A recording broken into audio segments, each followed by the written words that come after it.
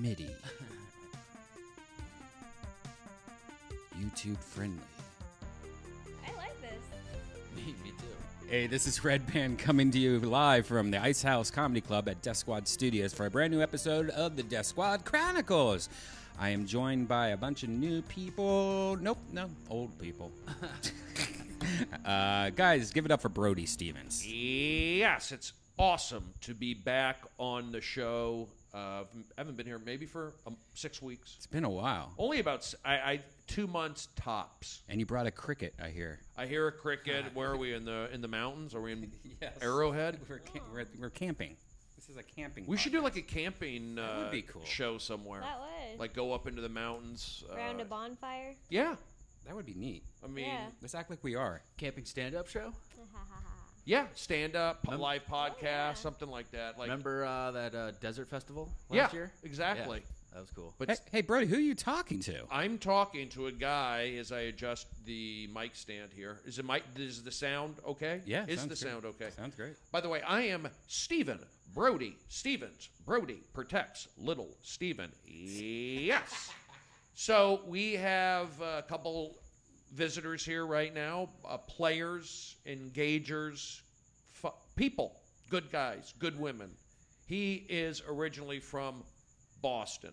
He has a following online on several different platforms. He does videos. He has also been doing stand-up for a while, does a good job, positive energy, supportive, and I've known him for a few years now. Ladies and gentlemen, give it up for our pal, the very funny Rye Dune. Hello. Yes, you got it. Yes. He's got that beard. Got a Are beard you going. going to keep that beard? Is that something that you're just gonna you're set on now?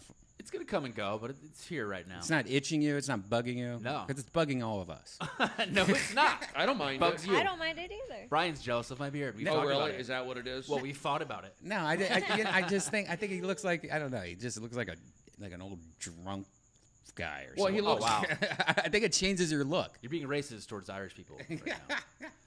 I think the beard looks good. I also feel like if you shave, you look a lot younger also. I know Right. your age. People are surprised when they hear your age. 34. There you go. Thought I And- was, what, 17? No, I was thinking like Kenneth? 25, 26. I think the beard looks good because, the weak chin thing. Yeah. Oh, You have a noticed? weak chin? I do, yeah. I I don't even know what a weak chin is. It's like it's kind of like an Irish trait, kind of. My mom has it. Nice. It's like I got some random neck fat. Yeah, Okay. it's kind of like when you see I hate weak chins, especially when you're like I've dated girls before where I'm like, this is how horrible I am. Like I couldn't go further in the relationship just because every time I'd like look to the side of her, it'd be like, Oh, no. you know, like that. Okay. I just try to be positive, but I understand what you're saying. Yeah. Ladies and gentlemen, you've been on the show a bunch here, right? A couple times. Couple times. We see her around the Comedy Store. She's involved in periscoping. She's been around the scene for a while now, couple years at least, I would say. And she is welcome. People enjoy having her around. She brings a positive vibe to the Comedy Store and to here at the Ice House Red Band's Deathsquad Studios. Ladies and gentlemen, give it up for Missing Toe. Yes, you Thank got you, it. Brody. Enjoy. Brody, we were talking earlier that when we first started dating, I think maybe the first or second week we started dating, No, we did second day. second day. We did a podcast, all three of us together. Oh, no, I remember. Yeah. Isn't that weird? Yeah, you went by Missing Toe, and I guess it stuck Yeah. for a while. I just call her Toe now. Oh, it's just Toe. But yeah, you've been around. I'm not saying I'm surprised, but it's nice. Like you didn't. It wasn't like, oh, you're around for a month or two or. So some, how do you tolerate Brian? Is what Like the Brody's usual asking. riffraff. Yeah. Yeah, it's a great question. You're a good sport about all of this stuff. You know, Brian does some crazy things. He also travels. He keeps strange hours. He's doing this. You seem to have a really good, fun spirit about that. Yeah, I think it's because I don't have my own schedule. Thank you. So I think so I mean, can but you've adapt had pretty- different. But you've had a couple different jobs. Are you not working? Yeah. You don't have to tell us. No, the most recent one was babysitting, and then that fell through. And then I was supposed The to baby fell? She sat on it too hard. Well, But you'll get something. The bottom Yeah. line is you know people and you provide, you impact the environment. Ladies and gentlemen, back in. oh, thank you. Bringing fluids, providing Thank hydration. He is from the great state of Iowa. He brings a manly energy. He's a throwback to I mean, I'd say like a cowboy, but well, he's not a cowboy, but he could easily play a cowboy. He could play a cowboy. He could play, I want to say a farmer, but that's too easy with the Iowa. Yeah, he's in Iowa. I think there's cowboys in Iowa. You got it. It's got to be. Ladies and gentlemen, he's healthy. He brings a thoughtful energy. He analyzes stuff. He takes his time, and he gives an honest, his honest opinion. But it's not forced on you. Ladies and gentlemen, give it up for Lucas Hurl. Yes, you got it. Brody, that's the best intro. Thank you. Oh, really? Yeah, it's fantastic. I'm going to go with cowboy now. I mean, you're a big guy, Yeah. so you could kind of represent that. You can rebrand yourself as the cowboy comedian. Yeah, I mean, right now I'm dark farmer, but cowboy, I think. Like, what do you mean by how he takes his time? You meaning he's like a slow moving? Yeah, that's how I took it. I am a slow moving dude. No, he ponders his thoughts. I've seen him like back, at the Comedy Store in the back room there, or just almost any time. Like you listen and you think about it, and then you will give your. Yeah. Nice. You talk back. You engage. Thoughtful and pensive. Thoughtful. Yes, I listen to people, and I make eye contact, too. Oh, that's tough for me sometimes. Yeah? Is it? It is. Kind of, yeah. Why? I'm just a little socially awkward, as you guys know. I don't think Why you is are. it? No, really? Wow. I mean, why is it hard for you to make eye contact? It's very personal. Yeah. I guess maybe I am slow to get to know somebody. I don't make friends immediately. It takes me a while to Why? to open up. Well, I think I'm that's just shy, kind of, in real life. even as a stand-up. What about if you have to get on stage, like professional? You have to get on stage. Do you open yourself up? Yeah. And I like performing, but when I'm not performing, I can be a little bit awkward. Janice, you've seen me be awkward. I wouldn't say you're shy though. Not shy? No. Yeah, okay. Like awkward in Just like. a little socially, Little socially awkward. autistic. Little autistic. Are you serious? Do you not In the spectrum. Do you not read social cues? No, I'm not on the spectrum at all. I'm just kind of socially awkward. I think. That's Why do what you I've been think that? told. Why do you think that? Yeah, who's telling you that? I feel that sometimes when I'm socializing. I get nervous. And then Jason Collins, comedian, he points it out. He's like, "Oh, you are so awkward. I love you." Well, if you can turn it into comedy, and you own it. I mean, I get nervous in public. I don't walk into Starbucks. I'm and go, yes, I'll take a venti. I'll never do stuff by myself. Right, but right. if I go in there with somebody, let's say if we were in there, I would talk Perform more. a little bit. Yeah, but if I'm by myself, I'm definitely quiet. Same. I smile, and they probably think I'm weird for that. And then if you do talk, then they think you're weird too. That's another thing. Like if you talk to them, you're weird, and if you don't talk, you're weird. When I watch your Periscopes every day and Instagrams and stuff like that, it's always funny because I saw you talking to somebody the other day about it was at Starbucks, and the whole time you were recording your cup. The whole That's time. what I do. I don't like to show their identity. Right. Oh yeah. Well, yeah. A couple times. This Starbucks that I go to in North Hollywood is edgy. There's characters there. It's Is Dice Guy still there? Whatever happened to Dice Guy? Well, this is a different Starbucks. Dice Guy was my old Starbucks, but I had a run-in with the Antifa synthesizer. I had a run-in with the customer about 2.5 months ago at my Starbucks, and I was kind of embarrassed. So What happened? Take us through it. What did I do? This is when Starbucks was in the news with guys getting kicked out for. Oh, yeah. Guys are getting kicked out. Oh God, what did you do? Right. So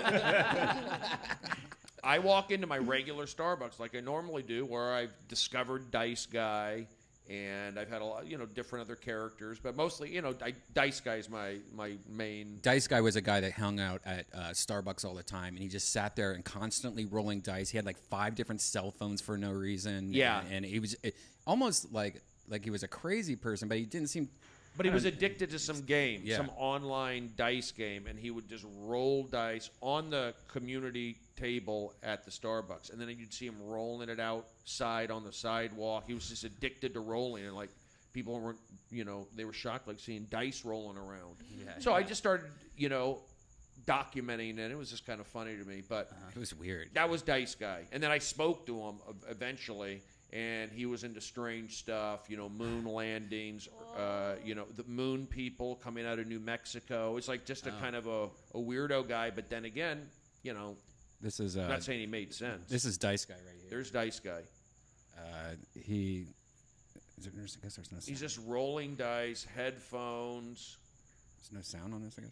He does not look what I thought he'd look like in my head. But he is transient, I'll be honest with you. But if you're rolling dice in Starbucks, I don't care who you are. That's annoying as fuck. Just hearing that constant noise. Well, of course. Yeah. Yeah, so you got to get something out of it.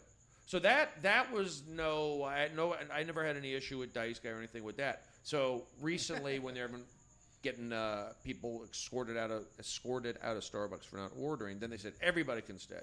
So I went in there the next day in my local Starbucks, and they had a transient type guy who I had never really seen in the neighborhood before, and he was all spread out on the table. He had his 3 chargers, he had the speaker, the phone, the backpack on the table, the jacket on another chair. So it was just spread out. It was kind of funny to me. I wasn't upset by it, but it just, as a comedian, I noticed that. So I took a couple photos, like, that'd be funny, maybe I'll put it up, but probably not. We all take photos, like, that'd be funny, and then not end up putting them up. So I took the photos all spread out. Then, as I move closer to pick up my coffee, I see the guy has a weapon. He's got a wooden baseball bat wrap. It's a weapon, and it's like exposed on the table. And so that just kind of validated my initial instinct, taking this for this guy spread out. Look at this. And then I look closer. Boom, there's a weapon. So then I'm thinking, okay, I'll take a photo. Even if I may not even put that up. Mm-hmm. So I snap a couple shots of the photo of the weapon. And I wasn't totally like being sly. I was just kind of doing it because the guy's got a weapon out. So I turn my back and go get my coffee. And this guy saunters up to me who was, I don't know, early 30s maybe. And just like a smaller guy than me, but probably like 170 pounds. Mm-hmm. And I thought he was like a friend or a fan. He goes, hey, what are you taking pictures of? Like, I thought he was a friend. I go, and I noted, right away I could tell, I don't know this guy. And I zoomed in, and on my phone. I go, this, a weapon. and I go, why? He goes, I thought you were taking pictures of me and my girlfriend. I go, why would I take pictures of you and your girlfriend? Oh, wow. He goes, I don't know. I go, why don't you get the fuck out of my face? Oh my! And I got pissed. And they go, oh, really? I go, yeah, I'm about to hit you. Which I wasn't, but I was getting pissed because you're coming up to somebody and you're basically calling me a peeping Tom. Right. Go up to the manager. So, again, how did this start? The guy has a weapon out on the table. Let's just go back to that. If the weapon's not on the table, these things don't happen. So then people come in because they know me. The baristas go, hey, Brody, Steve, break it up. And I go, okay. And he says, this 60-year-old guy. He says 60. No. And I said, no, before I go, and I said, he goes, you don't want to hit me. I go, get out. I go, why would anyone want to take a picture of you and your ugly girlfriend? That's what I said. Anyway, I got it, and it just escalated, and I didn't want to go back, so I go to the new Starbucks, and that's where I'm at today. But the bottom line is, got to be careful if you're taking photos. But the guy had a weapon. That's all. Damn. And the guy. Wait, I missed how you didn't get kicked out. Sorry, I was just saying. No, I left. I mean, it escalated, but you could tell, like, I haven't told the story for a while, but I called us. I go, why would anybody want to take a picture of you and your ugly girlfriend? And then that's when he got all heated. I triggered him on that, and I didn't even notice his girlfriend, what she looked like. I just noticed he said me and my girlfriend. I didn't even notice her because I was taking a photo of the weapon. I go, who would want to take a photo of you and I said, your ugly girlfriend. And that triggered him. And that's where people came around. Go, oh, Brody, this. And they go, what's going on? And he goes, this 60-year-old guy. And then I go, and that's when I got my coffee, and he's like over there, and he's like still talking. I go, what are you looking at? And I go over there. I go, nobody wants to take a picture of you and your fat girlfriend. I said that. And then that's when I left. And then I never came back. And that was 2.5 months ago. Wow. But you know what? Don't approach me. That's why you go to the manager. And was I taking a photo of him and his girlfriend? Absolutely not. Right. So he took a chance. He got bit. Now, did I handle it wrong? Maybe, maybe not. But you know what? It's not personal. I don't know what she looked like. I just saw that he said my girlfriend. All right. I put it in my back pocket. 60-year-old guy. Boom. But the fact that he came up to me, I probably shouldn't have said your ugly girlfriend to begin with. Anyway, that's what happened. We have two ladies walking in on that who do we great have? Story. Who do we have? We have the very talented, the very funny from the great state of Michigan. My mother's from Michigan. It's gonna be me. She's very funny. I've known her for a while. She's versatile. She travels. She does Alicia, the comedy. you're not from Michigan. I'm not from Michigan now. She does the Comedy Store. Go on. And she has an active Instagram account. Had And a good one today. I think you went to the Indianapolis 500 also. I did. I've seen you on a pinball machine. I was at Galpin Mazda today, over on Roscoe. Oh, yeah. Oh, I did a searing Instagram story just of, the crosswalk and a traffic cone. It's pretty hard-hitting. That's deep into the valley. It's deep. I was born That's why in I thought you would neighborhood. appreciate it. Yeah, I was born in Panorama That's City. why I got right? excited to tell you.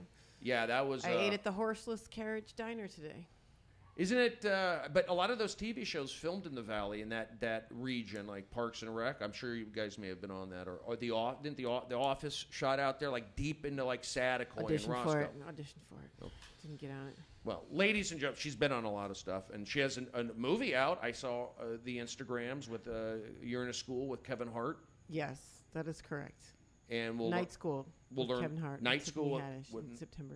In September. Ladies and gentlemen, give it up for Mary Lynn Rice Cub. Yes. Fuck it, I'll clap if you bitches won't. Oh, I okay. will. Am I supposed to? Thanks, Felicia. You're welcome. Are you going to do her intro? I'll as do good it. as mine? No, Felicia Michaels. Well, Mine was too long. It took up too much time. I interrupted too much. You know, Too much cross I talk. feel that Felicia is fiercely independent. Not you're not. Fiercely Interesting. independent. I like it. It's getting psychological. He's giving you the psychological intro. She's supportive Right on. Aww. and doing different things. Versatile. Versatile, sure. I I'll think take so. that, From yes. like club stand-up, smart. I could say like alternative stand-up. You could also do podcasting. You can do photography. In fact, you're going to Montreal for photography. Oh, You're offered that. Yes. And then you have, I guess you've spoken. You have children. Or And I raise children, but so do you. I was going to get right? back to that. Yes. But I was going to get back to that. The children. But you raise the skateboard kids, and they're well behaved. And I always see you around. I always see. How do you know about our skateboard kids? I've seen them skateboarding. Is that true? Well, in the valley? In the valley, I actually ordered my son a skateboard ramp, but you had to put it together. And I made a little video where you make it go fast or whatever. That fucking thing got like 250,000 views. My biggest comedy video, about 9,000. Really? That burns my ass a little Why bit. do you think that is? Because people want to have this fantasy where they want to build skateboard ramps. Oh. No one has a fantasy There's of a seeing my skateboard- comedy. There's a skateboard park near you guys, though. If you're still in the same neighborhood. No, I just sold my house. Oh, congratulations! Yeah. Thank you. Yes. So the Brady Bunch house is being sold also. I know. Is that your house? It was very close Where's to my that at? house. I hope someone buys that Brady Bunch house and tears down that fucking fence around it, because that doesn't match that house. Oh, it does- That's all that I wanna fence? say about that. Yeah, I think it would be so sweet to live in the Brady Bunch house, though. How cool would that be? That's Did you one guys of the. talk about that already? No. Oh, do you know where it's at and stuff? Yeah, it's near me in Toluca Lake. I've heard. But I you went would to be it. I went to it Oh yesterday. yeah. Oh, How you do did? Did you where go is it? inside? I acted like an Amazon delivery guy. Oh, So I you went- did? no, I didn't go inside. In fact, I've never been to the Brady Bunch house, and I grew up here in L.A. essentially. You know, I'm in my late 40s, and I never went there, but I always thought, okay, I'll go there. And then it was just in the news like yesterday about how the Brady Bunch house is up for sale, and they're probably going to demolish it. And then What? They're yeah, gonna- that's what they're talking about, demolishing it. So there's a little bit of a public outcry. Let's not do it.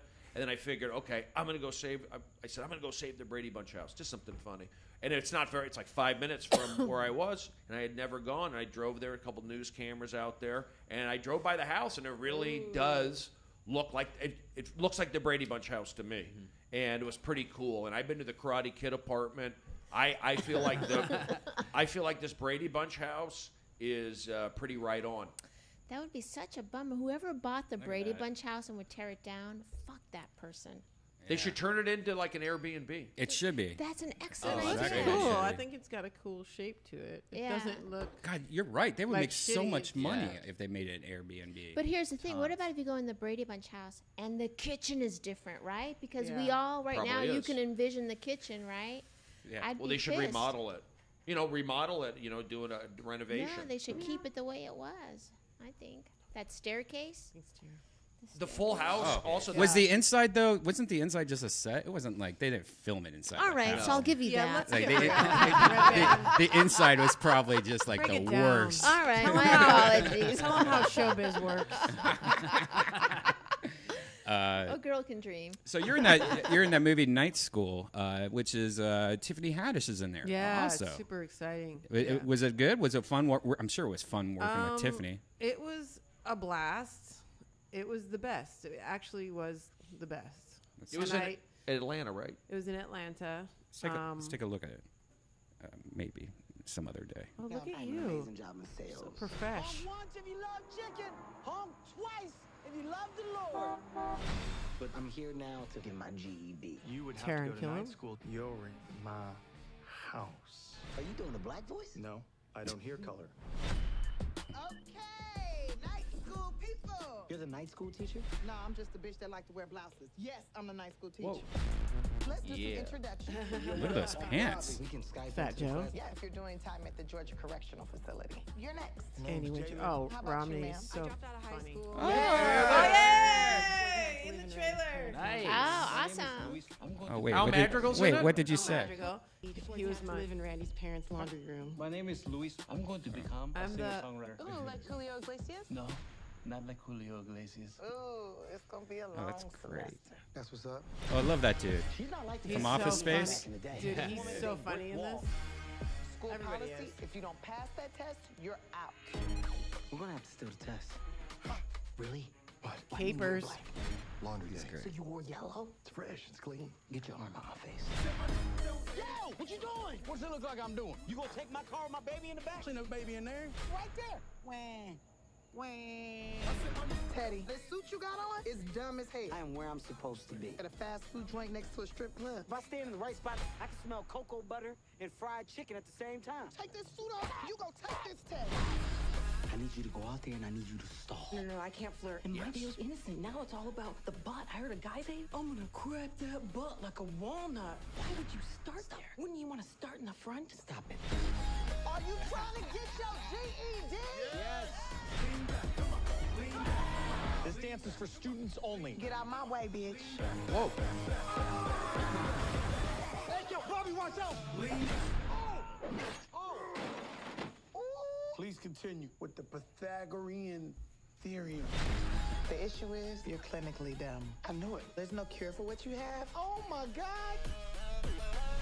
I got learning herpes? There's no such thing as learning herpes. You want to smoke some weed? I'm sorry, what? What's going on, Carrie? Why are we in a ring? What's the square root of 81? What? 9? What's the square root of 81? I don't know. Nice one, Brody. Is it 9? It is. Damn. a long-ass trailer. Tiffany. Good job. Tiffany. Yeah. Yeah, that's congratulations. Congratulations, Mary Yeah, Lynn. that's awesome. Guys, it's super exciting. I don't even know how to have feelings, really, Yeah. or enjoy stuff. Yeah, I turned down that audition. Yeah, it was probably better that way. I turned down your You part. don't need that kind of a No, What I didn't. high profile. What a great lineup of actors in that Funny. movie. So though. funny. Like that really does change a movie when everyone you love in yeah. the movie. you I'm know? going to say a couple of things. One, I don't know. I mean, I don't know. It was really fun. I'm not used to. I don't know how to say this without sounding like boo, but I've done a lot of things in my career, and this was the first time where I was like, oh, I get to improvise. And for being such a big budgeted movie, everybody was so cool and so relaxed and supportive, and Who was responsible for that? Kevin Hart? Does it Kevin start Hart from him and work and its way Malcolm down? Lee, the director. Like the first. Okay, here's what I'm trying to say. From my vantage point, and this is what I don't want to sound like, ooh, like poor me, because I've had an amazing career.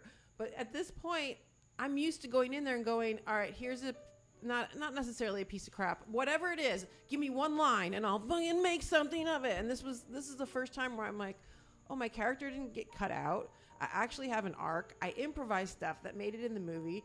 Everybody was really cool and supportive. Thank you. And I honestly was like, almost like I went in there going, oh God, this is going to be a high pressure situation. You know what I mean? I'm ready for like somebody to be a dick or somebody to be like some pressure cooker where you have to, and it was just like do a bunch of takes. And if anything, I was like, oh, like go off book and stuff. And then people were throwing lines in for each other and supporting. Oh, that's and, awesome.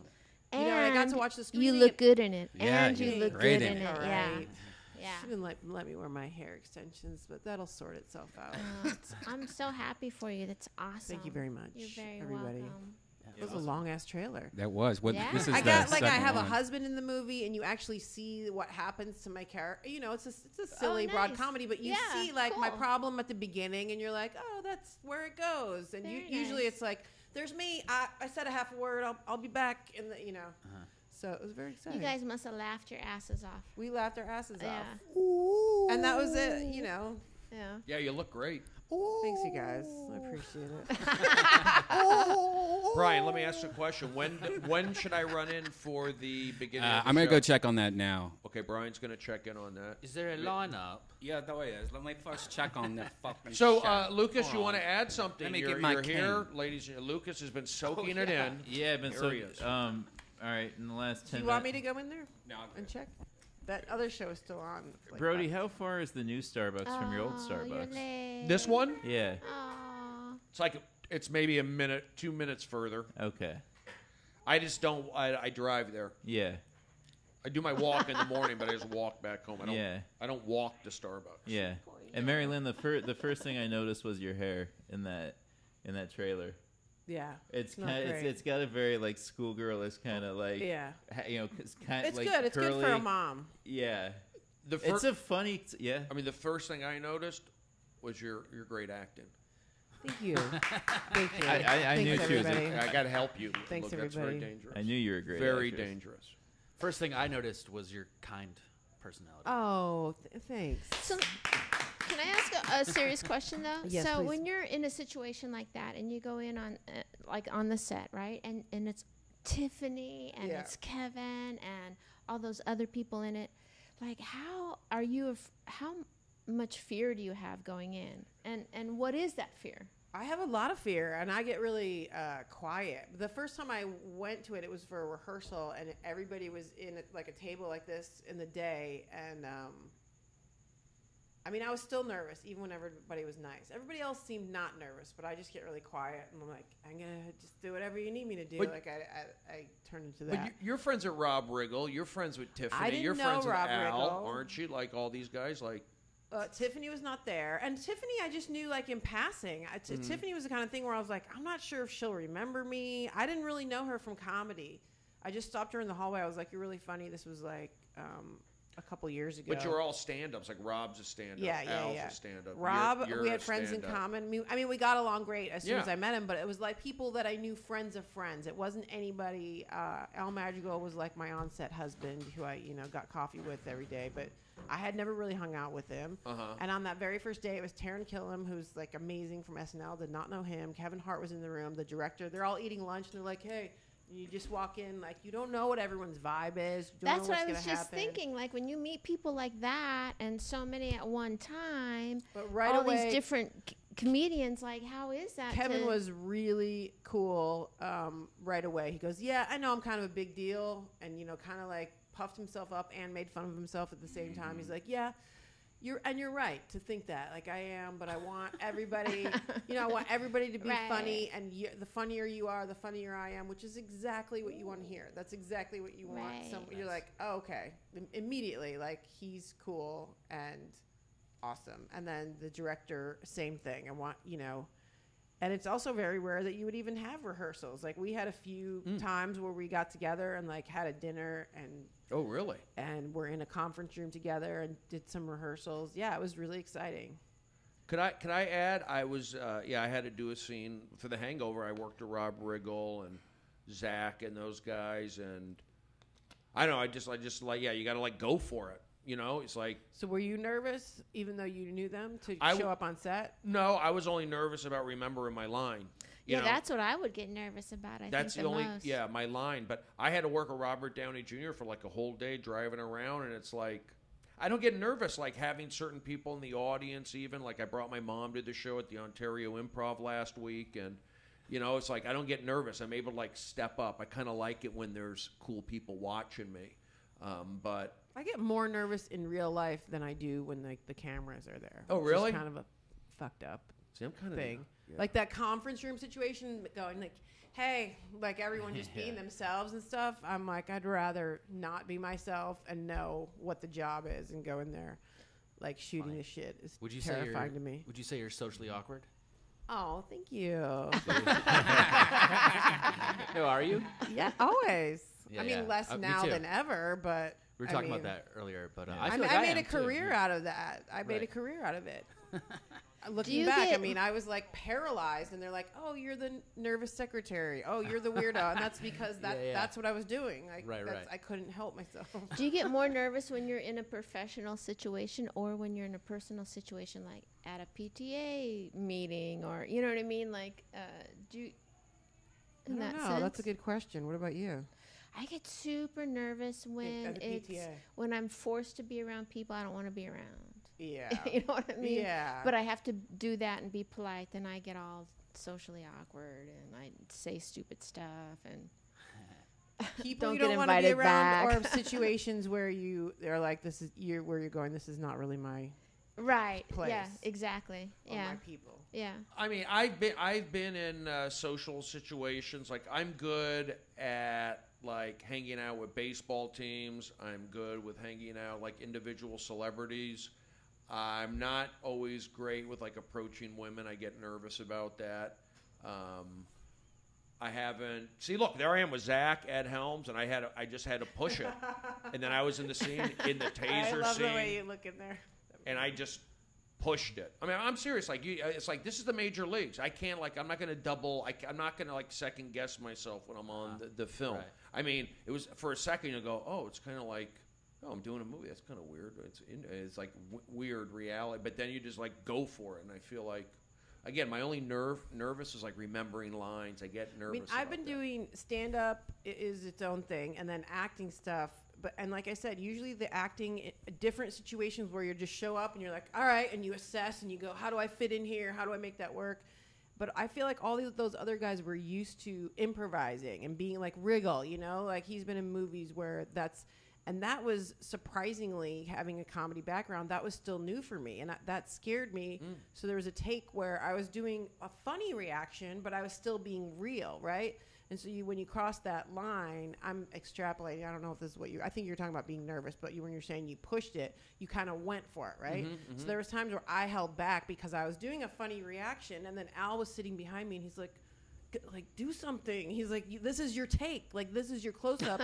Throw in those No lines. pressure. No pressure. No, but I just was like, oh, yeah. But I was afraid to, like, fuck it up in the sense that I wanted it to seem realistic. And I had to say, oh, yeah, this is your time where you can be ridiculous and you can be silly and you do it within character. So I just had to, like, get that jolt, and I'm like, oh, what do you mean? And he's like, like, whatever, like you and your husband's sex life. And as soon as he like nudged me, then I opened my mouth and I was like, so anyway, and then I'm just like going on and on. But as like a professional, usually even when you're doing press for something, they're like, oh, did you guys have so much fun? It's like, no, we basically stuck to the script. You know what I mean? It's very rare that you'll have a situation where people truly want you to fuck around within character. It's usually egos too. It's usually the writer's ego. Yeah, absolutely. They give you a fun take a lot of times. I have fun with this one. Not necessarily in the movie. Yeah, but then that's like a little ad lib. I mean, this was like full on like that thing where I go, wouldn't you want to do something in the front? That was like all improvised, and I never in my life. Awesome. But again, I just had to be like, oh, it's okay. Like I had to be like jarred into doing it, and then it was super fun, and I can't believe I haven't done that more. But that also can go very wrong, right? Where you improvise, but it depends on the talent, though. Yeah. I mean. It's and the person in charge has to know what they're cutting it into. Otherwise, you can like improvise all day, and it's either taking you out of the thing or it's useless. Did you not improvise on Always Sunny? They don't do that. That was a little bit. I just went back and did another episode of that, and I was surprised at how on book it was because my memory of it was that it was improvised. You're not allowed to talk about anything about season 3, right? No, I just did a spoiler saying that I'm not even supposed to say I'm on it, but I did season 3. Or 13. Or what do you mean? Season 3 of 13th, yeah. Yeah,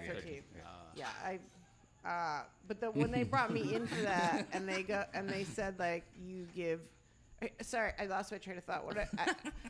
It's not like you give. But listen up. Here's what's really cool about those guys is that they direct together, and we sort of created that character together. Oh, cool. But it wasn't off books in terms of the lines, so that's what felt very improvisational. So all those like weird characters that you see, they give people license to say, and I'm sure there are moments where some of those other people may have improvised, but for me it was like you have to be like I had to find the character, and we found it on set. Because it was such a crazy character that I couldn't show up and be like broad.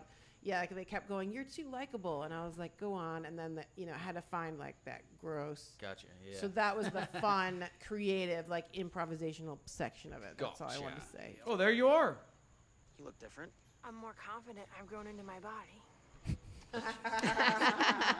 Jealous? I'm a woman now. I'm not a virgin anymore. Cool. Thank you. Cool. Hey guys, you want to come to my car and take a puff? I got some medical marijuana. All right, now I feel guilty. Whatever, I'm over it. Plus, if we all showed up super high at the reception, everyone would be like, what? So you can tell it was like more about the character than the line. Were you really high there? I was super high. That's one thing you need to know about acting. You really need to do the things that some guys do. Some people do perform high. No, never. But they did good makeup with you. Yes, of course some guys perform high. You're joking when you say that. Some people. I don't. You don't think there's actors who perform high? Yeah, a lot of them do. That's all they do. For sure. What a great gig to have. Just be really high. So how long were you in Atlanta for? 2 weeks? I think it was about 4 weeks on and off. Did you go to that strip club where they have the old ladies stripping? Sure did. How fun is that? It was really fun, except... How young are they? They're grannies. It's this guy bought me a lap dance. You're the granny in the 40s. Do you know that club, the Laughing Skull, the Vortex? Right. No, yes. that's when I went there. That's where they. Yeah, the owner of the Vortex. He's super awesome. It's really fun. But he bought me a lap dance, and I was so polite that I didn't go like, "Get the fuck off me," because her titties, like, she was punching me in the eye with her titties. Like, oh, really? Yeah, they were doing it like, "Oh, isn't this hilarious?" And I felt bad because woman? I'm like, "Oh, like you're doing a good job or whatever," and it's like you're fucking hurting me with your massive titties. Like this isn't cool or fun or like. What they smell like. Can like. you believe she's getting a lap dance? What they smell like. They smelled like cigarettes and Cheetos. Were they firm or like saggy? They were everything. Really? They were massive and firm and. But there's something really fucked up and once. empowering about it at the same time, because when I went, they bought me a lap dance too, and it was this old lady. Did you get slapped in the face with titties? I didn't get slapped in the face with titties, but she stood there and she kind of played with her stuff, and I was all like, well, right on. You know what I mean? Because there's something about it that's very like, yeah, all right. Mine was bring a dual. it. Bring it. I was totally right I'll on while devour being it. abused at the same time. Like I was like, right on. You're hurting me, and you're in my space. Like I'm trying to support you, and I feel harassed by you. You had a better time than me. Is it weird to like go to a strip club as a single man and just sit there and like appreciate the dancing, not even from like a sexual angle, but like I appreciate a woman's body and I like that. It's only weird when guys do there's that nothing wrong and with don't pay. Like if you go and do that and you're throwing money, then no, it's not weird at all. I sit at the bar and really? eat a sandwich and just watch from afar for free. What's the music like at the oldie strip club? Brings his own sandwich. It's You all managed to have over. such a weird delivery on that. You don't think old people listen to I fresh sit in a music? sandwich and watch from afar. You don't think an old woman See wants a to play with her sandwich junk as and she's watch from watching? afar. I'm just like appreciate. I like to eat some barbecued ribs and just sit in the corner and watch. That's what I do. I'm appreciating the woman's. You guys miss Toys body. R Us?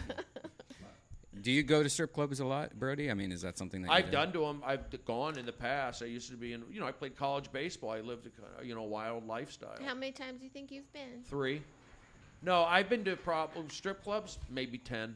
I mean, no, I'm not like a big spender. 10 like that. clubs or just 10 times? Probably like 10 10 times. okay, 'cause overall, like in Phoenix, maybe in Tampa, Right. and a Fair couple enough. times in Orange County. But I think that, but I would go now. I think I would appreciate the woman's body. I've been having a lot of interaction with. And what did you do when you went when you were younger? Those 10 times besides We had appreciating fun a with the woman's guys. body? We had fun with the guys. No, I just like being around woman energy. I can see it. I went to the beach last week with a girl. Then I had another girl send me a message on Instagram, and it's nice to be. It's you got to be social. Hey, whether they're fully clothed, naked at a strip club, or fully clothed at a beach, it's nice to be around a woman's energy. Yeah, it's more about the energy. When I worked at Red Robin in Seattle, I had the girls I worked with, and I remember them. They were very nice to me, and some weren't, but some were very nice to me. And I just need like a girl to go, "You look good today, Brody. Your shirt looks good, or your skin looks good," and then I'm like set. I get that. That's all. I get that. I thought you were on the road. I'm here. You're doing Palm. Aren't you doing the desert pretty soon? Yeah, on Sunday. It's in Palm Desert. Yeah. Where is it at? It's at some bar in Palm Desert. Ladies and The gentlemen, Hood. she will be at some bar. We just did a. It's called like the Hood or something. Yeah, in the Hood. It's in the desert because I want to check out that show. They reached out to me. My mom lives right down the street from there, and you Yes. lived right down the street from where I grew up in the San Fernando Valley. That's true. And we just did a short film. Yes. Something like that. We did a short, like a Mockumentary trailer of sorts. So we were both featured in it, and good job. You too. And What were your characters, guys? Give us a little. We were in a cult. Yeah, it was like a Like cult. it. With, like with, it. with I like you both in a cult. some- I would watch that series. Yeah, that's what it was. We had a live goat. We had chanting. For the series, I'd like for you to be you broke out of the cult and she's still in it, but you're acting like you're brainwashed to get her out and she's resistant. Okay. I would like watch that that week after direction. week. I'll take your. I'll There take you your. go. Yeah. There you go. just need Write it right direction. now. Yeah. Awesome. Ladies and gentlemen, you can see It's her right at the beat sheet. in the desert. You know her from all the different podcast shows. She's got a successful video podcast. Ladies and gentlemen, here she is, Miss Sarah Weinshank. Yes, you got it. Say hello. Hello. Is that Oh, sorry, I Is got that an excited. accurate intro? Yeah, you nailed it 100%. Thank you for serving that hot intro. Brody gives really good intros, by the way. I would Thank just you. like to Yeah, say you that. do. You're That's true, fantastic. right? Yeah. I can't get every name right, but I'm pretty good. I did all the intros at Chelsea lately, like the live intros, not on the show, so it was good at reading it off. But some names Oh, I there can't it say. is. Rubbing. Wanted it. Some of the best times of my life, honestly. It was all because of this one man. Oh, he had hundreds of women. What are you doing kissing that old man, Sarah? I'm not kissing him in this clip, but I did kiss him, It's and it Dave was weird. Allen.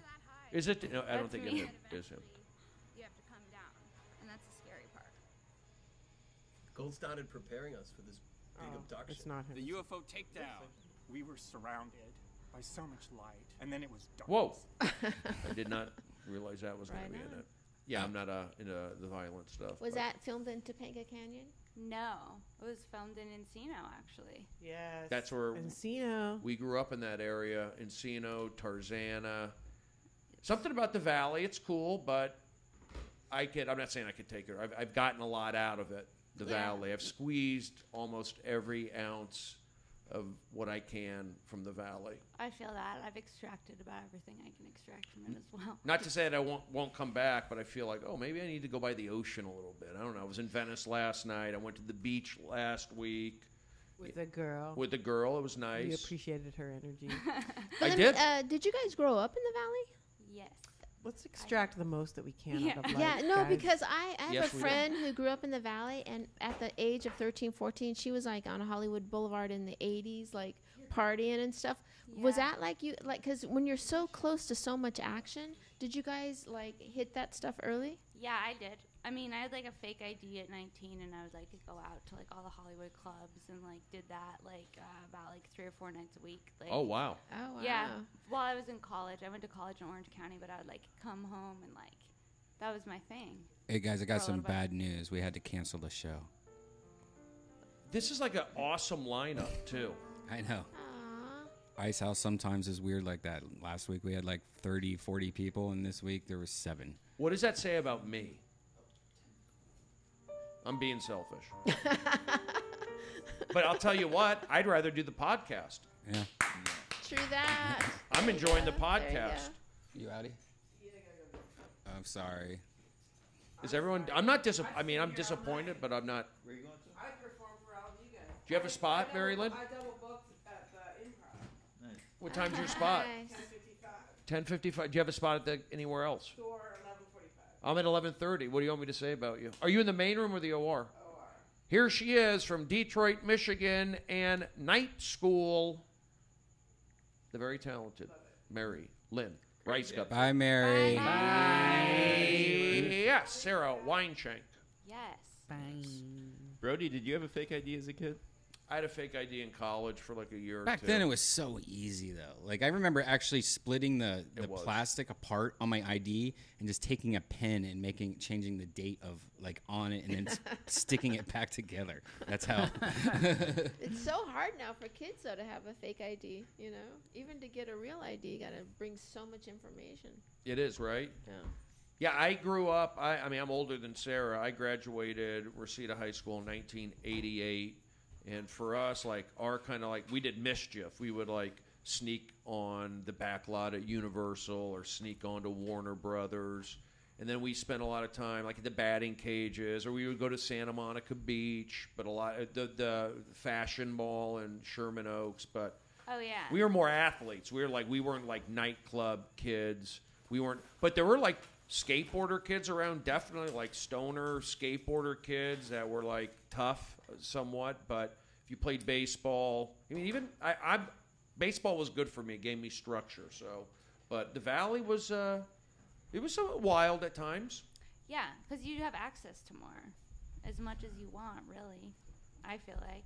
Well, in Even the with- suburbs too, you had some of these rich parents, so you'd have the houses up there. Like we would do these rich kids. I went to Yeah. Reseda, which was kind of like middle class, maybe. Some of these Taft High School kids, they had money, and they were like in like.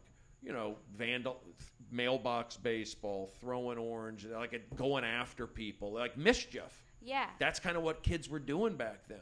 Even I just feel like there's a lot of mischief in the Valley. I don't know. Like we put I can't believe it's not butter in Fabio's mailbox. We like found out where he lived and like filled it with I can't believe it's not. Yeah, butter. that's what people did back then. Yeah. I mean, we blew up mailboxes. I mean, I can't believe. He probably got that all the time. Every day, go to his wonder. mailbox.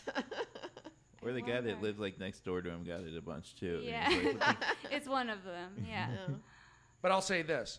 I knew, I was a part of a group. I was kind of like going along with it. I wasn't like, I knew we were playing mailbox baseball. I knew we were putting dog crap on the front door. I knew that we took an orange and threw it through the baby's window. I knew that we cut the cord on the brakes. Yeah, I knew that. Right. I kind of went with it. But it wasn't your idea. You threw the orange because oranges are healthy for babies, right? Oh, yeah, Your yeah. intentions were good. You know what? And fuck that baby. You know, one of the worst. Do you guys have like a thing that you did when you were a kid and you kind of, that haunts you? You're like, God, I was such like a horrible person. Like, Yeah. I remember my friend's mom back then. You remember those envelopes where you put film in and to get it developed? They had like those like little envelopes. You just threw the film in. So I took one of those and we found a dead bird. And we put it in there and sealed it up and then put it in my friend's mailbox. That's gross. And his mom, we watched his mom open the mail and go, oh! That's crazy. Have you ever been to And I remember we sat on it before. So I'm not So it would be into flat, right? So it would be It flat, just right? I don't know what it would look like. I'm not into animal mutilation. I will go on record saying that. Well, I got to split because I'm gonna go grab a quick snack and then go to the comedy store and prepare for Mary Lynn's intro. Yes. Well, there you go. Everyone give it up for the man with the plan, one of the funniest people on the planet. He knows baseball. He knows comedy. He knows every stage. Give it up for Brody Stevens. Stevens. But I'll tell you, I mean, I want to stay. I could stay. I would, if you were to ask me, I'd like to stay and do more. Hell yeah, because we haven't even got to the Roseanne yet. Have you guys seen any of that? But I gotta run. Darn it. Well, all right, guys. Thanks for holding down the fort, Brody. I always have fun here. Thanks, guys. We'll see you next time. See you later. Yes. Yes. Bye, Brody. Bye, guys. That's such a bummer whenever a show gets It's all right. I'm not cancel bummed. a show. If you, I'm me personally, I'm not bummed. I go with it. No, I get bummed. It's like it makes no sense to me. It's like some weeks it's like completely easy. Like you could have like Bob and Jeff that you don't even know on it. Mm-hmm. Then other weeks it's like, wait, that should have been the 40, 50 people. Makes no sense to me. That's weird. Mark Maron's in the other room, so I'm almost wondering that like if that's right. No, I mean like if you live around Pasadena, right, like cuz this is summer, there's no, it's like mostly college true, kids. Though, yeah, and that's it's very true. There's no kids here anymore. So it's like if you're going to the Ice House, then you're probably going to go see Mark Maron. I mean, you know, it's like, oh, I see him on that TV show, Glow. Right, you guys watch that show? That's actually a good show. I haven't seen it yet. Is it good? My girl Janice or Toe is obsessed with it. Nice. I've heard good things. No, it's a great show. Yeah. I saw the first season. I saw a little bit of the second season. Yeah. I've been watching 13 Reasons Why or whatever. Oh, yeah. How is and it? I'm on episode 6, and I'm like, I have a lot more reasons than 13. Yeah. Here's that crazy Roseanne. show. You guys watch the Roseanne thing that was today? awesome. No. I saw part of it, and it seemed completely insane to me. Like I thought it was like fake almost, like she was acting. And then I found out she released this. It almost looks like something that like like TMZ would find or buy and release it. But she released this. It makes me wonder what's going on with her. But check this out. This is Roseanne today. Hi, this is Roseanne Barr. Whoa. And I'd like to welcome you to my own studio, where I'm able to speak for myself to my fellow and sister Americans without the filter of the biased media. She seems twitchy This was in my the face. statement from the very beginning, and it will continue to be forever because it is the truth. When ABC called and asked me to explain my egregious and unforgivable tweet, I told them I thought Valerie Jarrett was white. And I also said, and I'm willing to go on The View, Jimmy Kimmel, or whatever other show you want me to go on and explain that to my audience. Now, instead what happened was about 40 minutes after that, my show was canceled before even one advertiser pulled out, and I was labeled a racist. Why, you ask? Well, the answer is simple. It's because I voted for Donald Trump, and that is not allowed in Hollywood. Wait. Now that's what? now that's Watch this is this, too though. much Watch for this, me, though. man. I'm a little high. That was a lot. But What watch the this. fuck? Watch this. yeah. Hold on. Let me find the other one. I don't know why they're not showing. She it. dresses like an old lady now too. Yeah. She actually reminds me. She actually kind of looks like my mom. Really? You guys, I knew Roseanne when I was 19 years old in Colorado before she even came out to LA. Really? Yeah. Did you start in Colorado? I started comedy in Colorado, and Roseanne was like, when I was an open micer, she was like a middle. Oh, wow. And yeah, it's a weird thing to know someone that long and to see it twist into what it's twisted into. Was she cool back then? Very cool. In fact, I wrote this thing that got published about, because I have very many thoughts about it, and I wrote this thing that got published about how in a situation she was super cool to me when no one else was, and if we're going to find someone that can bridge between the divide, why not her, and let's give her a chance. And when that whole thing went down, I happened to see it, like, because I got up really early. I have kids, so I had to get up real early, and I was checking Twitter or whatever. And it's very disheartening, and not okay, you know. And it makes me sad to see this, you know. Yeah, I spoke to her maybe a month before the Roseanne thing got announced for the reboot. She was at the Comedy Store, and she recognized me from Joe Rogan podcast, and it was like, holy shit, this is crazy that Roseanne's talking to me, you know. But she was just very calm, very mellow, just like chill. She was like very cool. Just definitely not what I'm looking at right now. In this next video, this is what's really crazy about this next part of the video is that she released this also almost like steal yourselves. And this doesn't. I don't think this makes her look worse. Wait, so she's just releasing. Here. Hello. Give me a level. Why is Hello, this in hello. there? She does not look good. Okay. She's smoking 3 cigarettes. Yeah. You said I'm in 3 outfits. Well, here's the problem. Like, imagine. Are you filming? Yeah. Whoa. Imagine a presidential address. Like, you're busted with killing a hooker. Like, whatever, right? What? No, hear me out. They say tonight the president's going to give his address, and then the camera fades out, and it's fucking the president on his desk in the Oval Office, and he's like, I did not have sex with that hooker, right? Imagine in his statement to keep and save his job, there were jump cuts, multiple outfits, different I'm trying to talk about Iran. I'm trying to talk about Valerie Jarrett wrote the Iran deal. I know, but you've told me this 300 times. Do you know that That's what my tweet was about. I know. You've explained this literally 300 times. I thought the bitch was white. God damn it! I thought the bitch was white. This it's not okay. This isn't real. Yeah. Is it? Exactly. Exactly. That's what I thought. This isn't real. Guys, I think that's her son talking to her. I think this is not okay. Yeah. I think it's. She's not. Whoops. She also like. There's rumors that she's going to start some kind of like online show. That's her next thing, or like a Netflix thing. So this could possibly just be her trying to get into like a honey poo poo market or something. Right. You know, or the Kardashians. You know, like the Roseannes. You know, it might be something like that. She seems to have the Trump market. She definitely does. You know, and she definitely has an audience. It seems like she's playing to that too. Yeah. She knows that's her audience right. now. That's the angle. Yeah, it's same audience as Rye Dunes with that beard. Oh, wow. Just with the beard.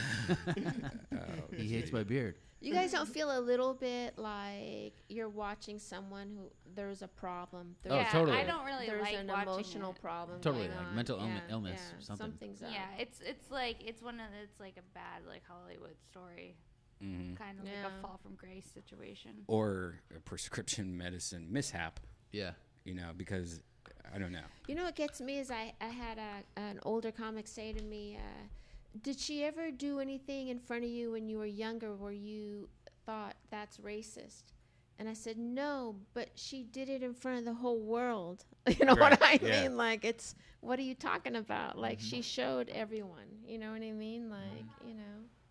Yeah. It's an odd I mean, the world has changed, and you know, so fast in the last 10 years. You know, like I remember the first time I saw like a blanket going over like free speech and shit like that, and like how, you know, nerfing the world type shit. And it was when me and Joe Rogan were in Texas, and everyone was like talking about how you can't say retard anymore on the radio.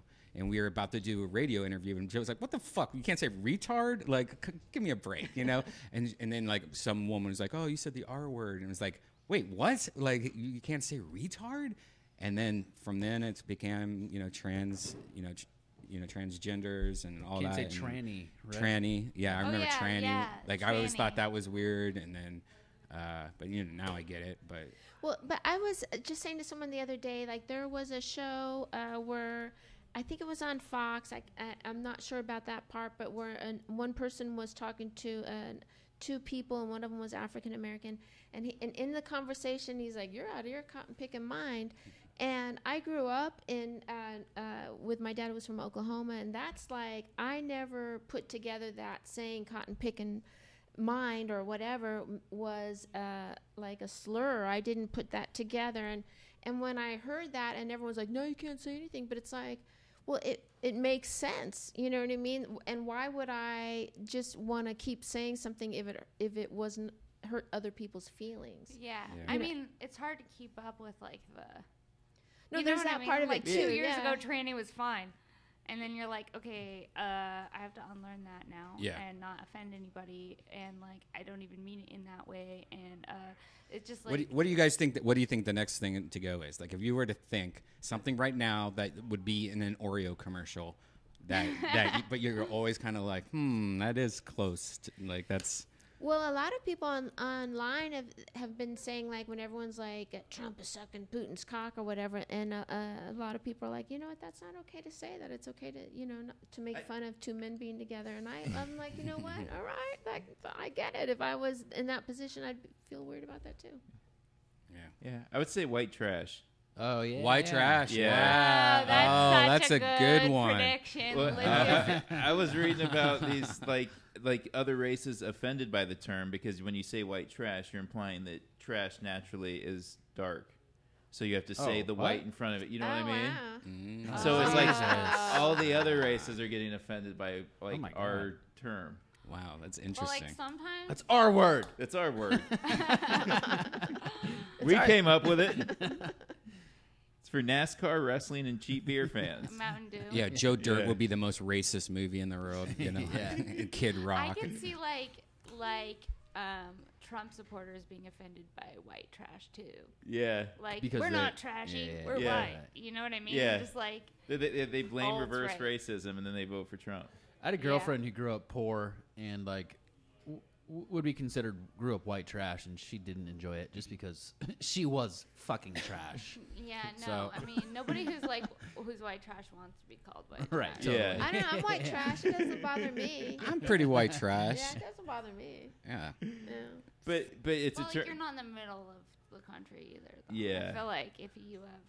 I mean, I think one of the best drinks ever is squirt and tequila.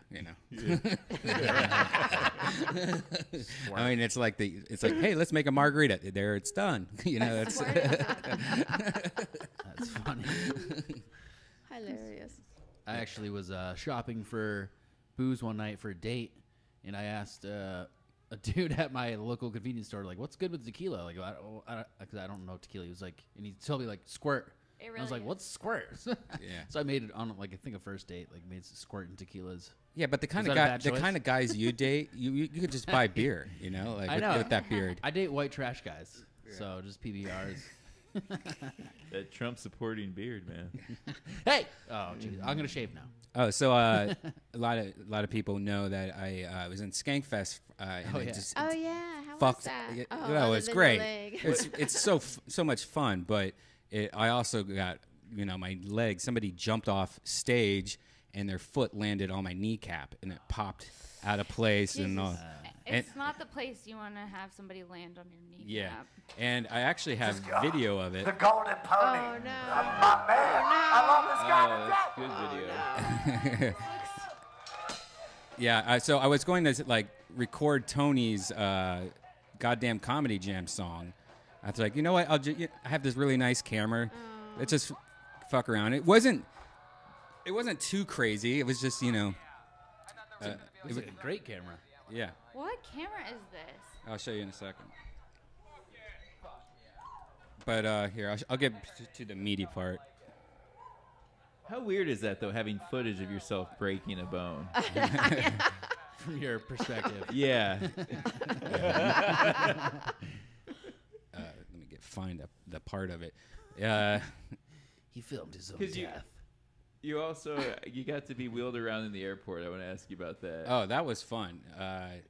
At first, I was like, how embarrassing being wheeled around, but that was actually a lot of fun doing that. Do you think you'll have like PTSD whenever you see footage of other people getting their legs broken? Oh no, because I have this injury. Everyone's coming up to me with their stories, and they're all just gruesome. You know, like I got my kneecap shaved off 5 times, and it's horrible. Hold on, I'm trying to fix something real quick, guys. Sorry. So do you know what happened to your knee?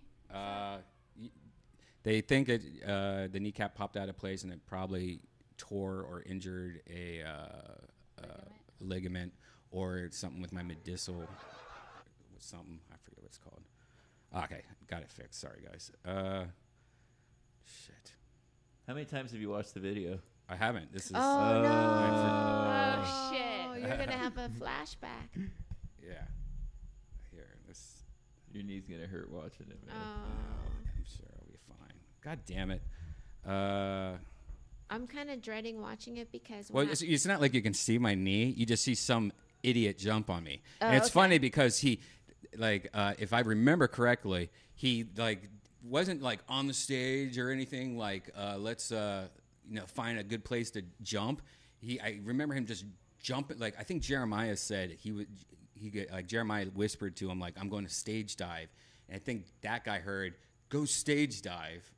And so the guy literally jumps on stage and immediately just turns and pretty much tackles me, thinking in his head that we're all going to carry him. Oh, God. He pretty much just tackled me. And it's just, if I remember correctly, hopefully you can see it in this video, it was just dude, you are the dumbest motherfucker in the world. Well, You're not jumping on top of somebody, you just tackled me. So you don't even know if you have it on footage, the knee, the foot. Because what about if you're should. like, wow?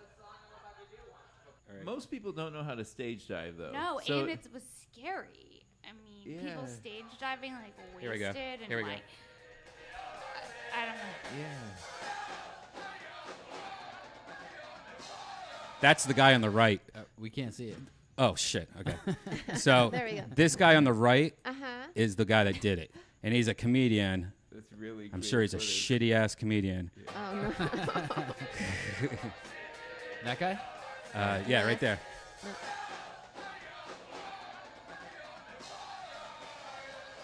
Whoa, this is a lot. Oh no. Oh, my God. Oh no. Fuck. He could have broken your camera, too. I wish he would have done that instead. I'm laying on my back right now. Oh no. God, man. I'm still on my back. What's going through your head? People are looking Dude, down at I you. saw him right after this. Oh, you did? I saw you right after you hurt your knee. And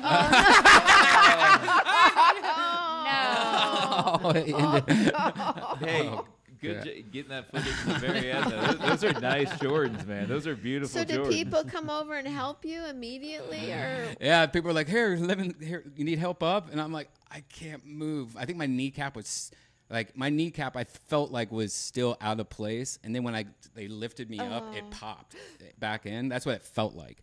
And I just remember I was in so much pain and shock that I just didn't want anyone to touch me because I felt like my knee was going to fall off or something. I don't know.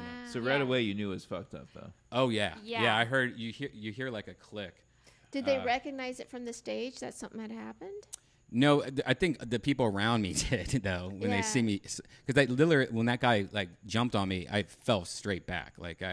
He just tackled me. It wasn't and I wasn't even looking at the stage. I'll show you the camera I'm using. I wasn't even looking at the stage. I was looking at my camera, and so I was just trying to get a shot of Jeremiah, because Jeremiah was going to go on stage or something. And I was trying to get a cool behind Jeremiah, getting on stage type shot. So this is the thing I got this is a what is it called? A removu, REM. That's cool. OVU, and it's like a gimbal, and so like it. What's a gimbal? Like the thing that holds it. It balances itself. So like here I'll show you.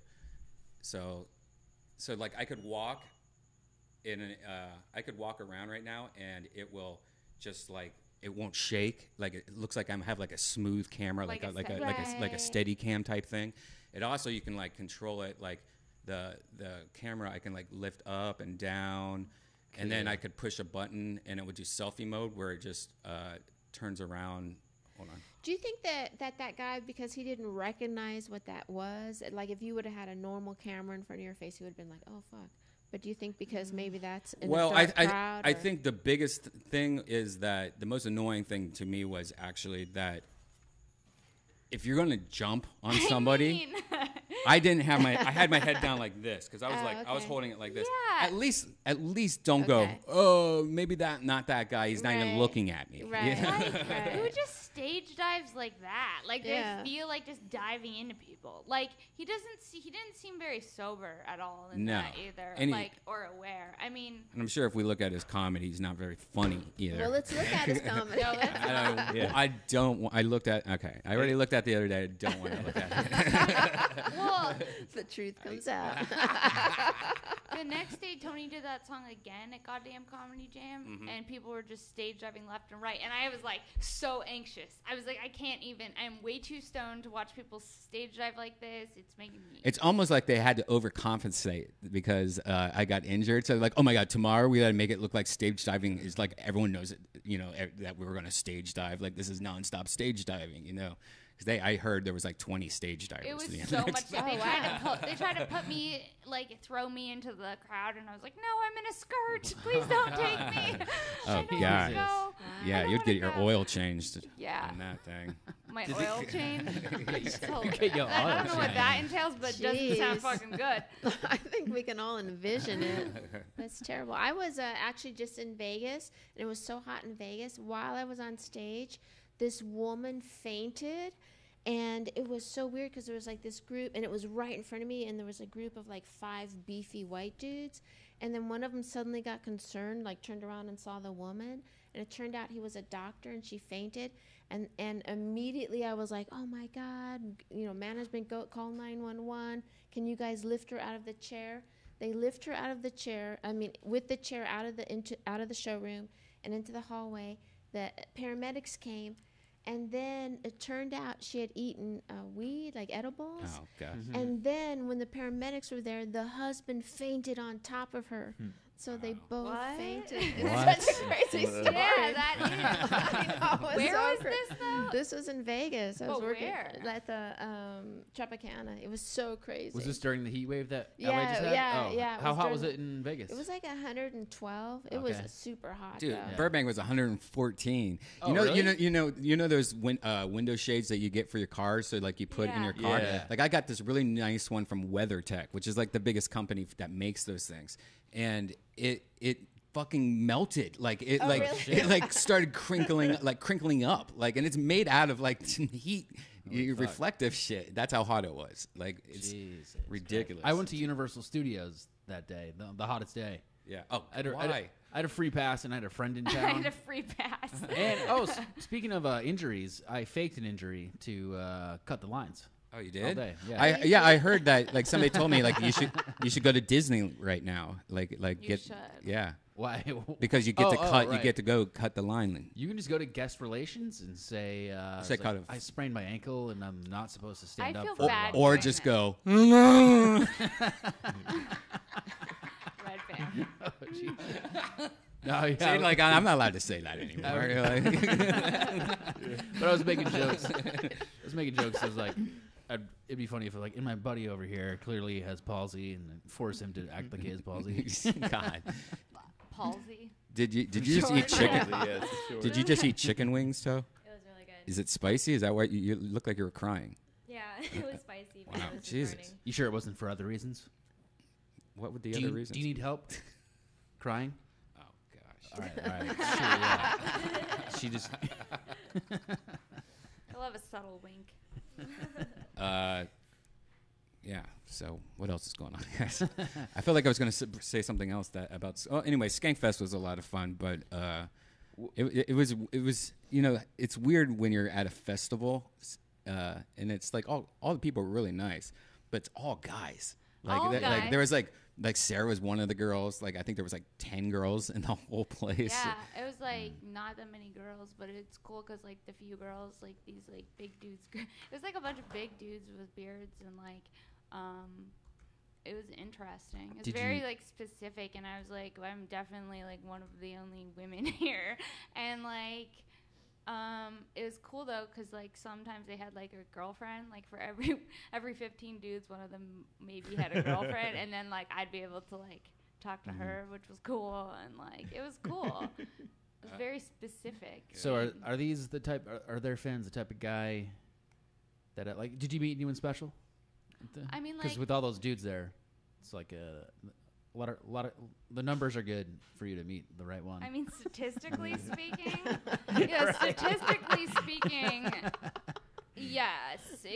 Statistically speaking, yes, like you would think, but when it comes down to it, totally, it's a lot of the same. Right. The same, like scary, very specific, not scary like, dudes, but just like.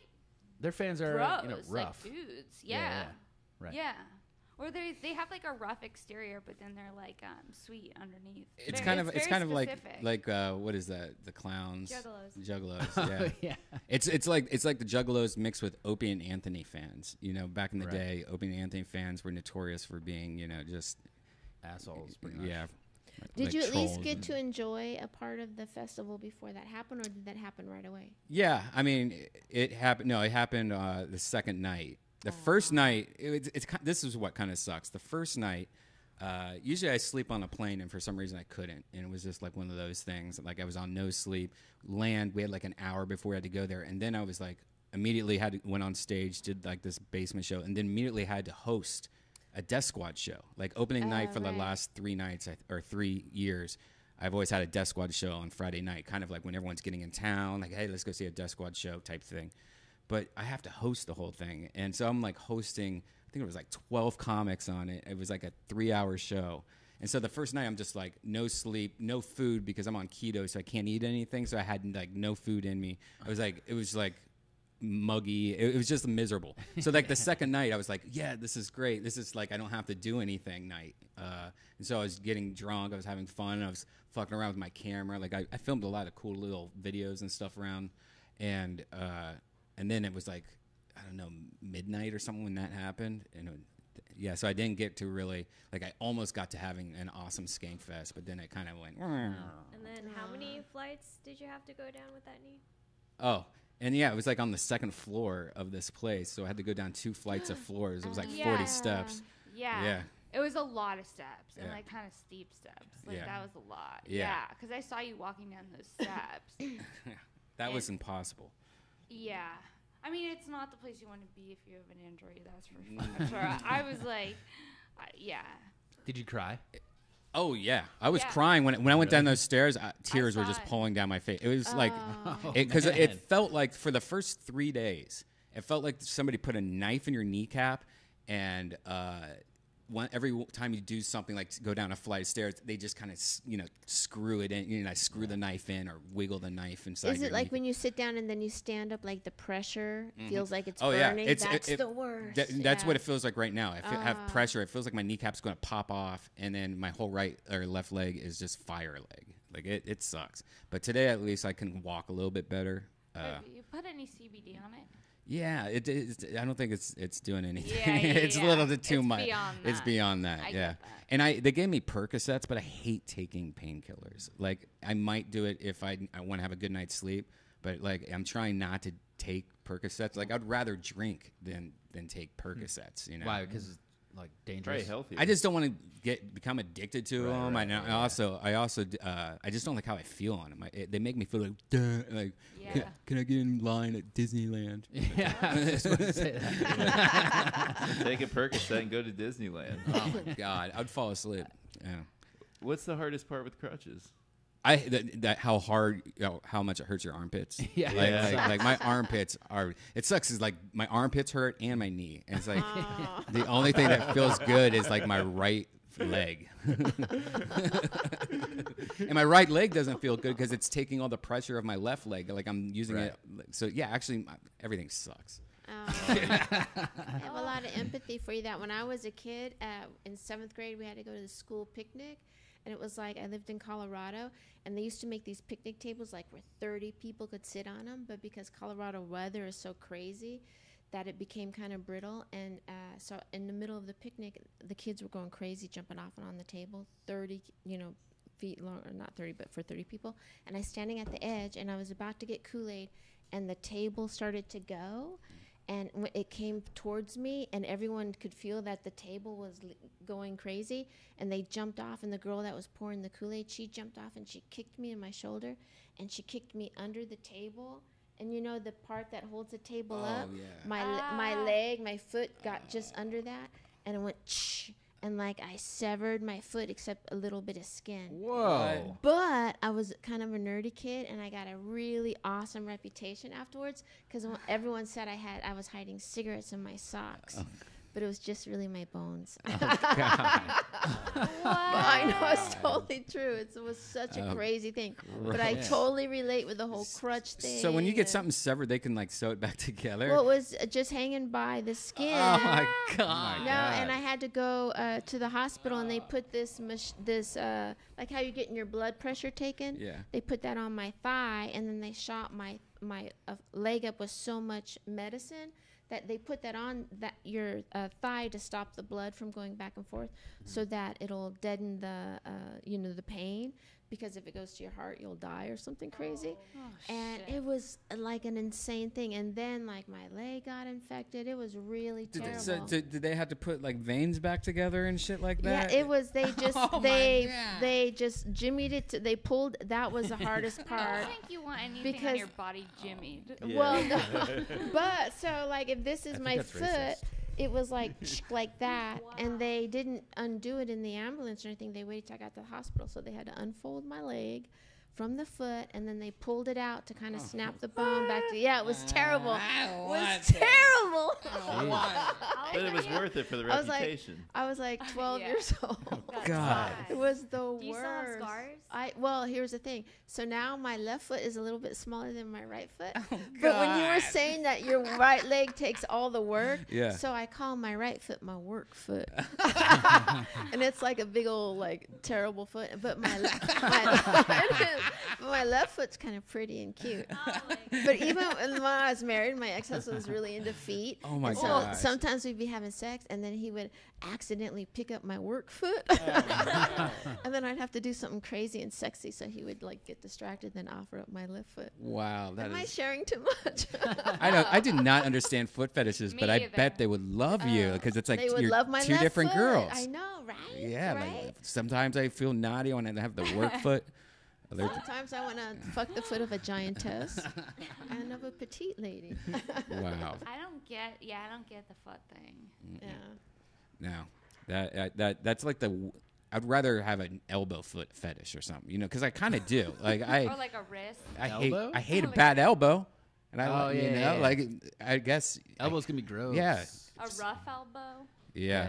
Eczema. Is that the worst thing? That's the biggest turn off? Is that? Well, I don't weak chins and elbows, man. I just. What about a strong chin? Oh yeah, those are the worst. Also, yeah, I don't want to say her name. That's rude. But somebody's daughter that you might be roasting soon. So, but never mind. This is a puzzle. Somebody's daughter that. I know. I heard a rumor. Yeah. What did you say, Tom? You heard a rumor about it? Oh, Bruce Willis's daughter. Oh, Jesus. Got it. Why'd you say it? What's her name, Brian? Yeah, I mean, like that Jay Leno shit, Oh, right. But yeah. On a woman, though? Huh? Like a strong chin on a woman? No, I don't like that. No. Okay, yeah. I like soft features, like that's why like when like girls work out too much, it kind of creeps me out because I'm like, you got better shoulders than me. You know, that's weird. You know, like I don't know. It's not. It's just like it looks like you could beat me up type shit. You know, you feel threatened. Like, you know, DNA shit. We have the opposite taste. I grew up with American Gladiators. I love a buff woman. Oh God! Really? Yeah. You like being the little spoon? Oh, I'm a big guy, but I'll be a little spoon. Okay. I like being the little I want to find an ice cream scoop. I like being the little spoon. Yeah. We always argue about who gets to be the little spoon. Well, you're a good little spoon because you're like getting on my backpack like an Ewok or something like that, or on my back. It's like one of those Indian baby dolls, you know, with the little baby. Now I'm imagining you guys you don't hugging. know they're on your back even. And he's the little spoon. He's a little spoon. Yeah. No. Yeah, I was with one muscle girl once. Like she did like black belt jiu-jitsu type kind of girl and stuff, and it was gross. Like I mean, it felt like I was with a guy. Really? And her vagina like was very like hard features. Like you know, it was like, had a cleft chin. Yeah, it just seemed too tightly wound up or something. What? No, you got to go a little bit deeper than that, my friend.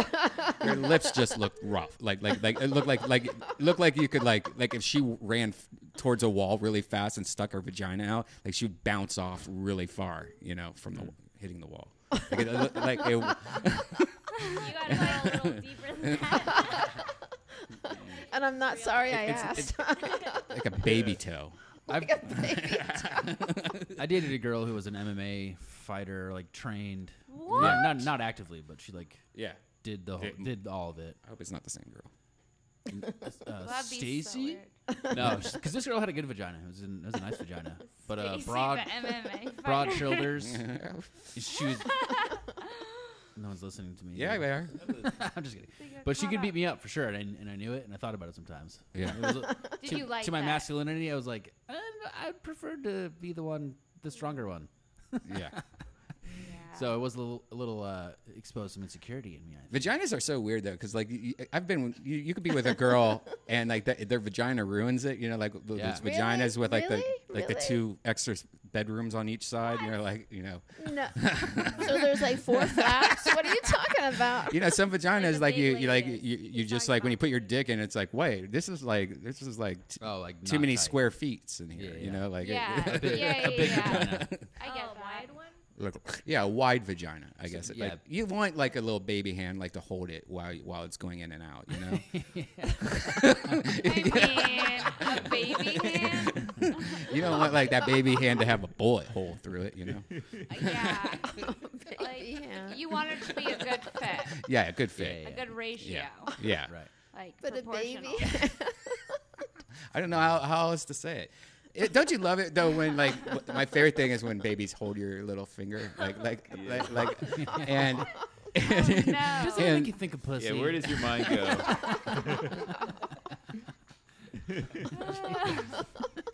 Speaking of fucking girls, don't you love it when babies hold your finger? Yes, I do. Do you guys do that? That's my go-to move with a baby. I love that. Yeah. It's such an abrupt change. Yeah, I know. From talking pussy to dick fit to then. But To yes, you, I baby. do love that. Yeah. Who doesn't? But it makes sense. Yeah, totally. And it's so weird because now I don't know if it's LA, but I did it the other day, and they were like I just did it. Yeah, like anytime I see a baby, it's like, you know, it's like touching a black girl's hair or something. You know, like you just put like, and I put my finger out, and the baby went quick immediately, and I was like, of course, that's how it works, you know. And the mom was like, "Did you wash your hands?" I'm like, "What? Oh, yeah, you know, I've washed my hands." Yeah, and it's just like, I've never had that, you know. That like I guess that's you should like, you know. I mean, I can't imagine worry about that, but I've never had that happen. Like. Yeah. I felt bad. A complete stranger? No, okay. But I kind of felt bad too because, you know, I thought about it later. I was like, that's my poop hand, and yeah. Yeah. Is it at the Comedy Store? I feel like, yeah, if you're gonna bring a baby to the Comedy Store, you gotta.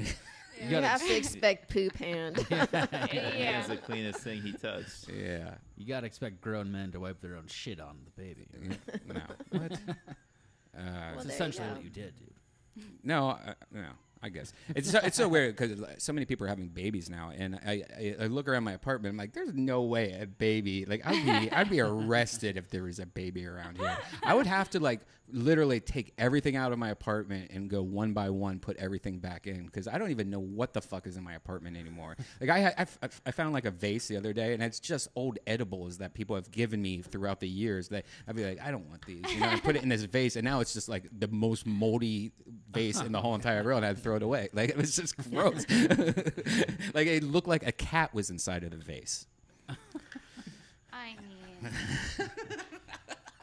mean, I can't imagine. Like, could you imagine trying to baby-proof this studio? Oh, exactly. Yeah, this is a very good example of like those video games probably have like raccoons living in There's a lot like, going on. Yeah, mannequin part. That's another thing. I got a storage unit, and it's just filled with mannequins and like things like these monsters and stuff like that. If it ever was like opened up, people would be like, "Oh my god, call the police!" Because there's like a little baby. What's the girl that The from Grudge. no.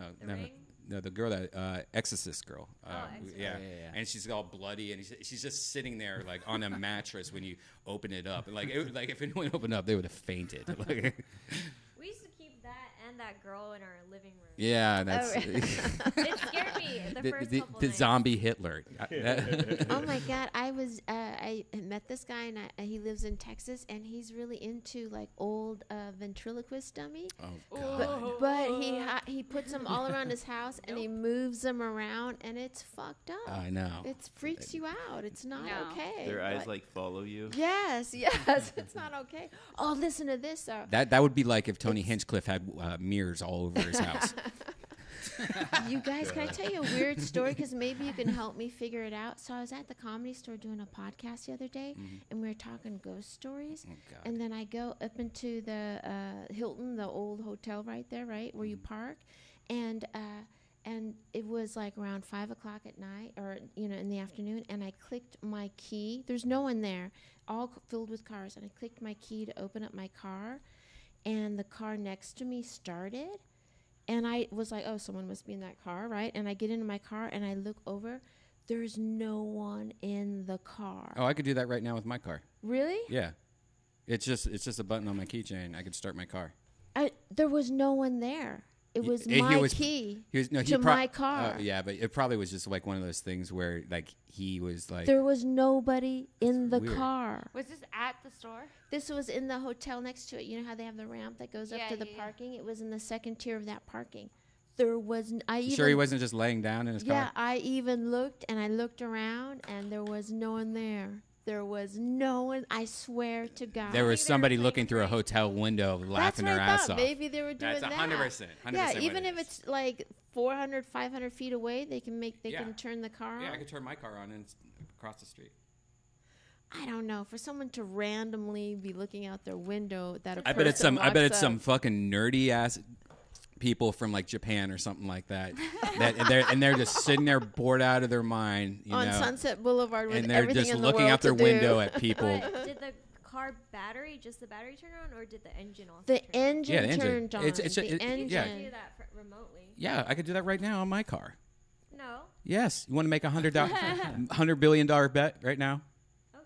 Okay, $100 billion. Go outside and push this button. No, you do it from here. Well, I'm doing a podcast and we can't see my car. I'll show it to you later. Jesus. Make $100 billion, but you lose your car. Or just say remote start Honda Civic and like look at it on your phone and then cry and give me the $1 billion. Well, you owe me $200 billion anyway. No, that was 200 million. How much did that freak you out, though? You know what? Because I was telling this ghost story that happened to me, and it's a totally true story, and it happened at the Comedy Store back in the day when it was at the old Dunes Hotel. And every time I fucking tell that story, something weird happens, like to the point where if I'm telling someone that story and my kids hear me telling that story, they're like, Mom, don't tell that story. And so I had told that story. And then I went into the parking lot, and literally when it happened, I was like, "It's that fucking story. I shouldn't have told that story." Yeah. Can you tell us a story? I want to see what the fuck that I shit don't want her to. Yeah, tell us. Well, so it was this was like so way back in the day, and the old Dunes Hotel in Las Vegas. That's where the Comedy Store was in. and it was like a regular showroom. And the thing with like a Las Vegas type showroom is if you're looking at the stage, behind the stage, it's super deep because they do big productions back there, so they have to have a lot of space to move the props around. But because it was only a comedy show, that was always all very dark and deep, and never lit or anything. And so if you're looking at the Comedy Store stage at that time, on the left side there was a door, and you would go out that door and it would go into 2 or 3 green rooms. But there was a hallway before you got to the doors, and that hallway went into the back of the stage where it was a whole deep dark part. And then if you're looking at the front of the stage, on the right part is where my entrance was. There was a stage door to get onto the stage, but it was always kind of halfway open. So in this little area where you would wait to go on the stage, so you're looking through the stage door, there's an actual, to your left, there's a fire door that goes out to the audience, right? And behind me, there's like a little storage door. So it's 3 doors, right? And I'm looking through the stage door. And I always felt super creepy to walk way behind the stage to come to my entrance. So I would always have one of the stage hands walk, because it made me always feel uncomfortable. So I would always have one of the stage guys, same guy, walk me to the back, to my side. And so the time he did it, he walked me, and I looked through the crack in the stage door, and he's like, "You cool now?" And I was like, "Yeah, it's all good." And the MC was wrapping it up, and then he's like, "All right, I'll see you after your show." You know, you do like 12 minutes. And so he goes and walks behind the curtain, and as soon as he goes behind the curtain and I'm peeking out the stage door, I hear the storage door open behind me, which was never open. And I look around, and there's this floating head, and it's like floating like 8. I swear to God, you guys. What? Do you mean? What kind of meth did you put in your asshole? No, I'm totally serious. It was before I used to do drugs. And this floating head, it was like really chalky looking, and it was looking towards the direction where the guy had walked behind the curtain. And I thought it was the stage hands fucking with me. So I start laughing because I'm like, look at these assholes, right? And when I start laughing, the thing hears me, and it turns its eyes to me, and I was like, oh, fuck. And I scream, but I scream on the MC's last laugh. And as soon as I screamed, the head disappeared, the door slammed shut, and on reflex, I put my hand on the doorknob, and it was locked. The door slammed shut? And now the comedy of Felicia Michaels. Oh, something shitty's going to happen to me tonight because I said that story again. Because every time I tell that story, something weird goes on. And that's when Rye June got the idea. What weird things have happened? Just like I saw a car, told the story, got in my car, and then a car in front of me flipped over. Like, just weird. It didn't impact my car, but just like weird things always happen, you know. Like, and sometimes they're stupid. Like, I tell the story, and then the dog almost gets run over. It's like just like, and it always happens within 15 minutes. Oh my God, I'm so afraid to go 15 home. minutes? Yeah. God, you're getting us involved in this shit? Yes. This is how the ring starts. It's something like God. that. Now we have to tell the story. Yeah. And I don't there you remember go. how that stage was set up. And that's when Well, you Felicia, should. Sarah, and Janice all started their periods at the same time. Yeah, it's true. Mine is next Tuesday, so. Good to know. I don't believe in any kind of ghost or anything. I think Really? think Yeah. that's the dumbest shit ever. Yeah. And Right. Me too. I used to think that too. what, like, you know, like my mom. Oh, I don't like that. My I mom don't used to like it. always like Yeah. say her house was haunted, and like I always like never believed it. And my sister and even my stepdad all said, "No, at night we hear like noises and stuff like that." They just fucking had mice. That's all it was, like mice going through the wood, the floors and shit. Because after having a rat at my house, I was like, that's exactly what they would It say. was it a sounded fucking floating head. Okay. that That's is not you. nice. That is that's like you have mental illness. That might be true. That might have been like a little accidental snarf that wasn't supposed to come out until you're 77 or something. There you go. A little snarf. You got a little Roseanne in you. No. Oh God. Let's hope not. We all You guys do. have never seen or had an experience where you were like, I am not believing my eyeballs. Nope. Come on now. Come on now. It doesn't have to be a ghost, but something where you're like, what the fuck? At the Comedy Store, like a door shut that was like no one was by, and it was like really scary and out of nowhere. That means there's a window somewhere and the air pressure built up and it just slammed I the door. mean, maybe. You know, it's all that stuff. Like that would be a good, like, I can't wait for like the future where, you know, we record everything we see type shit. So like whenever anyone has like a ghost story, we could be like, let's look at it, and then we could all look at it and go, dude, look right there, it was a cat or whatever. You know. Well, I am telling you the truth. You've never seen anything in your life where you're like, my eyes betray me. At the store, there used to be in always the at the manager's store. office. Yeah, a phone. The phone would ring at like 1:16 a.m. every day, and nobody be on the other end. Well, that's just a comic that's so bored that, you know, they just do that. That's like their thing. They do. That's like Paris Hilton at 11:11 going. It'd be every night. But I think like if there were to be ghosts anywhere, it'd be at the store. Yeah. There's like a weird energy there.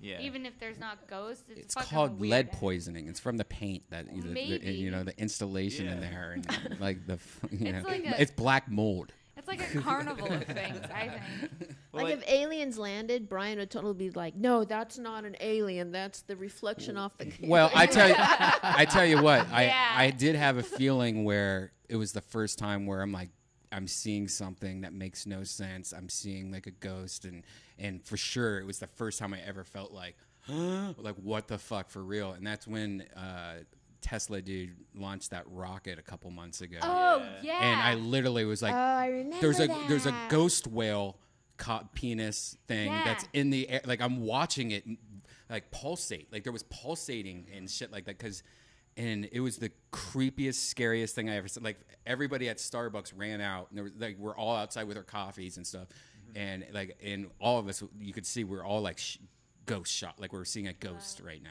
I mean, that's how scary that was. Like it was fucking crazy. I was into the world crazy. Like, oh, well, this is it. This is Independence Day. Like, you know, of course, I had to live in Los Angeles, you know, and no one's going to attack Columbus, Ohio. It's New York and Los Angeles. Yeah, when I saw that, I was babysitting when I saw that, and I was like, what the fuck, dude? Like, if the world's gonna end, I have to be in charge of these kids? Like, this is on me? Yeah. Like, what the fuck am I'm like, I don't know what the fuck that... Yeah, and I was at the Queen Mary ice skating with, like, these kids that I was babysitting. I looked in the sky, and I was like, is the world ending? Yeah, and I was looking around at the Starbucks people like, which one am I going to fuck real fast before this asteroid hits, you know? Like, because that's what's going to happen if we had, like, oh, we have 10 minutes, you know, asteroid. We're all going to go into the street and just fuck in the street, and it's going to become this massive sex orgy in the street. I hope that's what's going to happen. Because if not, I'll be just in the street masturbating, you know? That's comforting. Too scared to fuck. Way too scared to fuck. Like, I can't come right now. The world's about to end. Are you fucking kidding me? I can't come when the world was fine. That actually happened. There's this guy in Pompeii, or you know Pompeii, how it was overtaken by the volcano? Uh-huh. There's this guy who's fossilized and he's masturbating. What? Yeah. Is that real? Well, I saw it on the internet. And I bet his last thought was, I wish I had a little baby hand. Masturbating. Fossil. Oh, you just wanted me to look at buttholes. That gross. What is this? Well, also type in Pompeii. All right, listen. I found it. I also, the first thing that came up was Snopes. Was masturbating man found in the ruins of Pompeii, and it says it's miscaptioned. He wasn't, even though that looks like he's like, oh, volcano, masturbate. He probably just had his, yeah. Look at that. I can see like there's a little dick right there. It's a well-hung fossil. No. Maybe he's just trying to protect it. Masturbating but man. The leg action is odd. The original photograph was in color. The caption. You know, let's see, blah, blah, blah. He was definitely not, wow, the pose. He does look like he's on his back, like moaning and biting his lip while the volcano's on him. Wow. Curled toes. Huh. He has curled toes. Oh, he does have curled toes. Oh, yeah, look at that. Okay, whatever. Dude, that's a lot. Could you imagine as a woman trying to masturbate after just you could only use that photo? Do you think you could do that? Do you think, of course, Felicia can, but Sarah, do you think you? Felicia doesn't need anything. Could I come using that photo? Yeah. Do you think you can masturbate to completion if you only look at this photo? I have a vivid imagination. I mean, Guess so. could write a backstory, figure it out, but not if there was like a volcano, or not if the world was ending. It is crazy how much fake news we just constantly, memes and shit, and like people believe like shit. They don't do any kind of fact checking, and it's just like every day we get bombarded. And it's like who's smart enough to like realize that that's fake and what's new. Dude, it's not smart enough. It just takes so much time. Sorry. The Roseanne video is getting to you. The Roseanne video Just- was a lot. I mean, but you can really call anything fake news now. Yeah. Sorry. It is, and it's so weird how it just suddenly happened since Trump. Yeah. I remember talking to my mom before fake news was a thing, and I was talking like, "Oh man, I'm so sick of fake news on Facebook." And she's like, "What's fake news?" And I'm like, "Well, it's just like constantly my sister just posting things, and then I have to like Google it and send her a link. Like I'm constantly like just like I felt like I was working." And it was just people I went to high school with, like, hey, that's not real. Here's a Google search for you. Here's a Google search for you. And I was like, I'm just sick of fake news. And then literally like 2 months later, all this Fake Trump news. shit was like, that's all everyone's talking about. My mom was like, what the hell was that about? Like, you just were talking about this the other day. And it's mostly Facebook that kind of like nested it seems like. Yeah, because there's a lot of idiots in the world, and then you give them a way to communicate with the world. They'll put whatever the fuck they feel like, and it's just like exhausting trying to like, stay on top of what's happening. Because at this point, who the fuck even knows? Yeah, no, like whatever you want to Google, you'll find the internet to agree with you. If you want to Google apples are bad for me, you'll get 5 articles about how they're bad for you. Yeah. That kind of sucks too, especially when you're trying to get like medical device. You're like blood, pee. Is that normal? And it's like, yeah, that's totally normal. If it's Yeah, and it's like your brain wants to find things to support what it believes. Yeah. So yeah, there's all kinds of like angles you can. I don't know. I just exhausted myself, I think. I hope the world's not ending, and if it is, like, that's all fucking. It seems the most. The world definitely seems the most racist it's ever been, even though that's like we're trying to end racism, like, and everyone's so racist aware. But now it just seems way more racist than ever. Like it seems crazy. It seems like the pendulum is like swinging the other way before it swings back the other way. Yeah. It's definitely weird though. Like I didn't think the world was this racist for sure. Yeah, I posted this video the other day, and it was one of those videos, of course, Facebook, where somebody posted it. It was happening to them in Portland, Oregon, and this Bieber kid in this video is just, it boils my skin. But check this out. I guess these two lesbians were walking down the street or something like that, and they this car pulls, acting like they were going to try to hit him, like run him over or something, and then the guy gets out of the car, and this is what happens. It's pretty fucking annoying. First, he's trying to beat her up. Let's go! Act like a fucking man, get hit like one, cunt! Gay pride ass bitch! Wow. Get the fuck out of the road, cunt! You live there? No, I don't live here. You Are live you there? fucking dumb? I stopped because you're a Get that fucking license dumbass. plate number. That's not even I already my did. truck. I don't give a fuck. I know what your face looks like. Come on. Come on, you're a fucking woman. I'd fucking knock you on your fucking ass. You fat cow. You think that you scare me? You think you scare me? You're a fucking woman. Walk away, walk away. Yeah, you fucking cow. I'd knock you on your fucking ass if you sleep, cow. Walk away. This is my property. Walk away. I'd leave you sleeping, bitch. Oh, did you just threaten us on video? You sleeping too, you skinny fucking tweaker.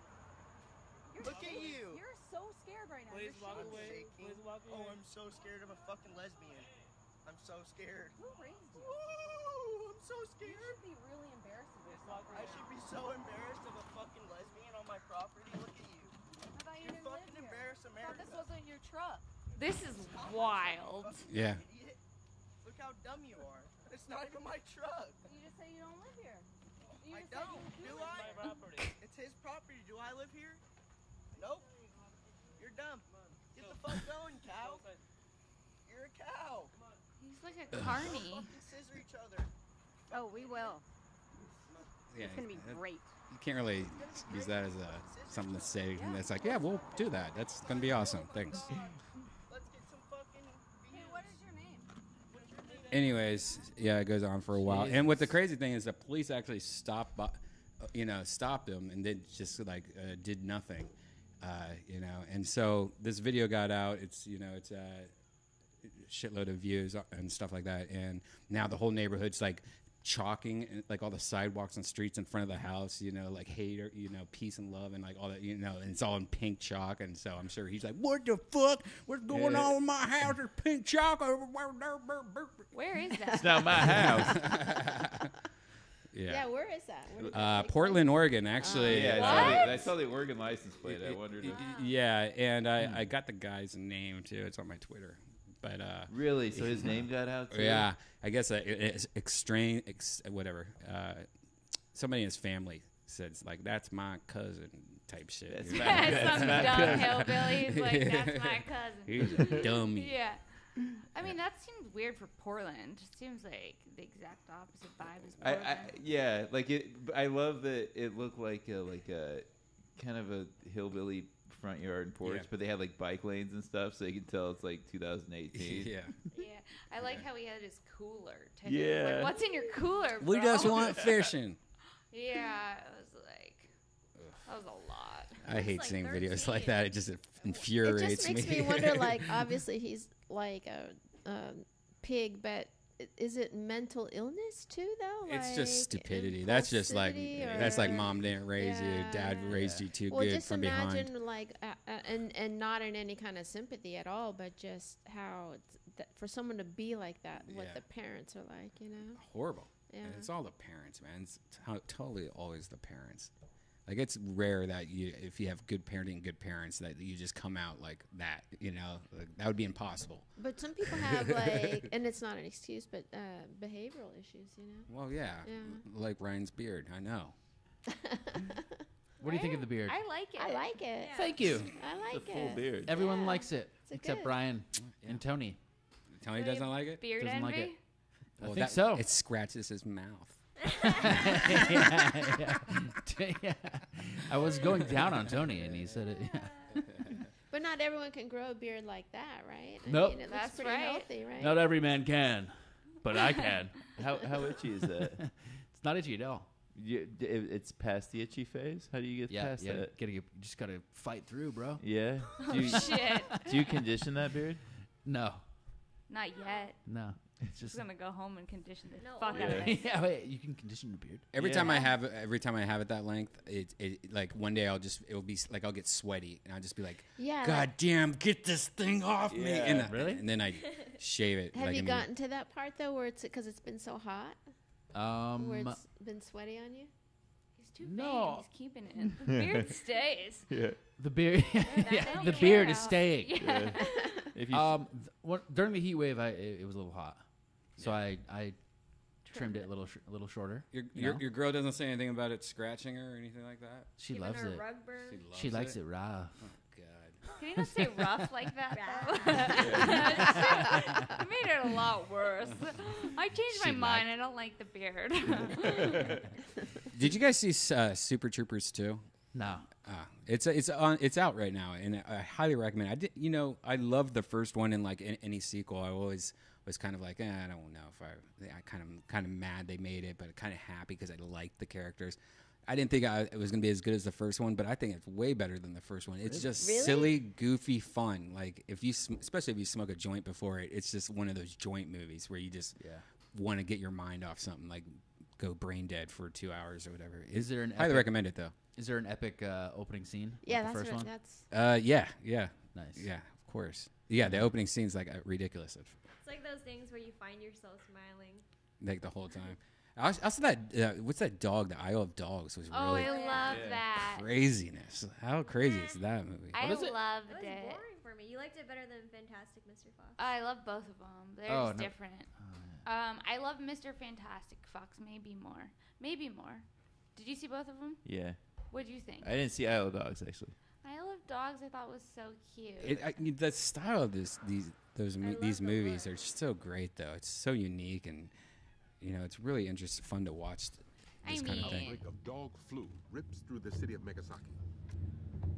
Mayor Kobayashi issues emergency orders, calling for a hasty quarantine. Trash Island becomes an exile colony. The Isle of Dogs. I mean, I loved it. I'm like, I don't think I can stomach any more of this garbage.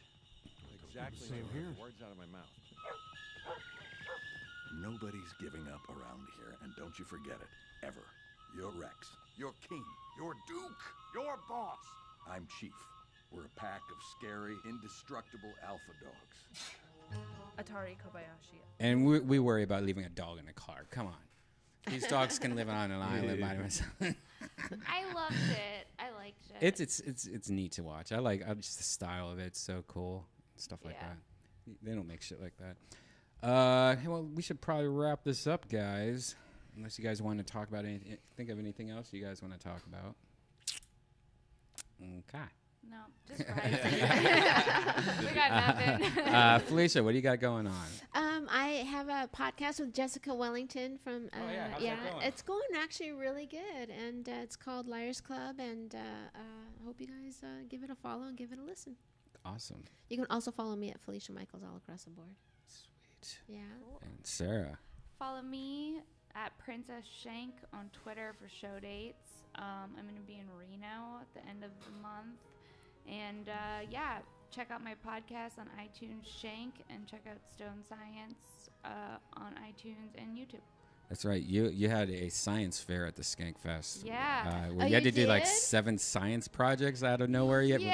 What did you end up doing? I saw you did the volcano, the classic school volcano. God, it was like a last minute addition. Gomez was like, "You guys want to have like a science fair at Skankfest?" We're like, "Yeah, that sounds awesome." He's like, "Cool, just like think of 7 ideas. Have like 7 stations." We're like, 7 stations in like a fucking week. So like. We were like paper macheing volcanoes and shit. Oh my god! We had like a volcano. We had I had my friend who's like this artist show up as like this is cool. So yeah, explain what this. Okay, this guy so did. like you can check him out on Instagram, Good and Shitty. He has like this human printer thing that he does. So he has like this whole robot suit. It's like this huge box that he's in. It looks like he looks like a robot, and it has like a credit card machine in the front of it.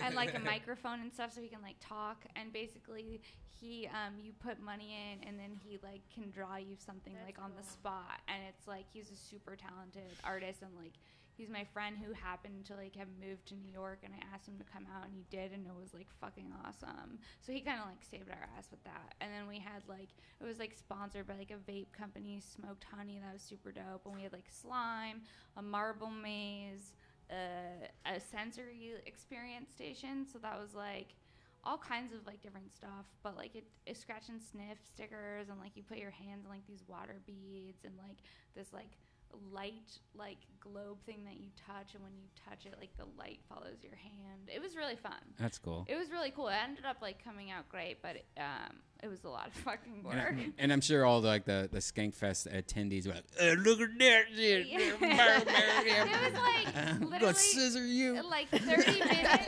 Literally like 30 minutes into it, the floor is like covered in vinegar. It's like there's like bubbles that have spilled over. No. It was a mess, but it was so much fun, and it came out like really great. But we had a lot of help. That's cool. Rydun, what do you got going on, man? We're closing out. Yeah. You can just follow me at Rydun. I got a show at the Improv. Hey, what's that new YouTube? Aren't you on some like new YouTube show or some kind of show? Oh yeah. I got a series, I guess. 4-episode series that I co-wrote, co-directed, and co-starred on the Zeus Network, which is a new thing from King Batch and some other what's it called? influencer. Yeah, what's it called? It's called The Lab Rats. The Lab Rats. And it was a huge pain in the ass to make. Really? Yeah. And when's it come out? Or it's out, but Zeus is a platform and an app that like it's brand new. It's $3.99 a month. I'm not pitching this very well at all. I'm so tired. But that beard though. But that beard though. With that beard. beard do though? Unfortunately, I don't have a beard on this series, so Brian, you'll enjoy that. So how do people find this? Like, you download the app and it's through an app? Yeah, get the app. Is it on Apple TV? I think so. What's it called? How do you spell it? Zeus. Zeus. Zeus, like the god. You got it. Okay. Zeus Network. Then just type in my name. Once you sign up, only $3.99 a month. No one's gonna. I mean, people might if they want that content. They're trying to get that Yeah, Dune fix. Come on, don't sell yourself short, Dune. Yeah, I'm sure if there's an Apple TV, if it's for Apple TV, because nowadays that's all you would do nowadays is like, I'll subscribe to this app, subscribe to HBO, whatever. Yeah, there's a lot of the whole thing is like it's social media people making their own shows. Cool. That's cool. Yeah. So like you have your own Zeus channel, or No, I just have like a show on the Zeus platform /app. Cool. So check it out. I think I found it. This is it. I've been trying to look for it. Nice. I hate this notifications. No, I don't want you to notify me about anything. Cool. Awesome. Yeah. Lucas. The Lab Rats. Next month, August 16th through 18th, I'll be in Chicago with Punky Johnson and Ron Taylor doing some. Oh my God, you're going to spots Chicago? there. That'd be Chicago, sweet. man. Gonna be filming some of it. And a new Reagan's Walk-ins music video, hopefully in the next month. Oh, I can't wait to see all those videos. Yeah. Toe. I do have stuff this time. Oh yeah. I started drawing, and recently, I drew Kurt Metzger, which Joe and Brian reposted. And that's a great recently, drawing. Jeffrey Ross, and it wasn't very nice. So look at it. My Instagram is Janice Min with 3 N's. 3 N's. There you go. Was that the face that you drew? Yeah. Oh, that was cool. So, guys, thank you for listening. If you're a Kill Tony fan, we'll be in Montreal this week or next week. July 25th, we're going to also be in Cleveland, Cincinnati, Fort Wayne, Nashville, Lansing, Grand Rapids, Michigan, Detroit, and Toronto. If you want to go to deathsquad.tv, click on tour dates. Those are all Kill Tonys, and some of them have stand-up shows attached to them. I think Jeremiah Watkins is going to be with us, a lot of them. So check it out, deathsquad.tv. All right, guys, see you guys later.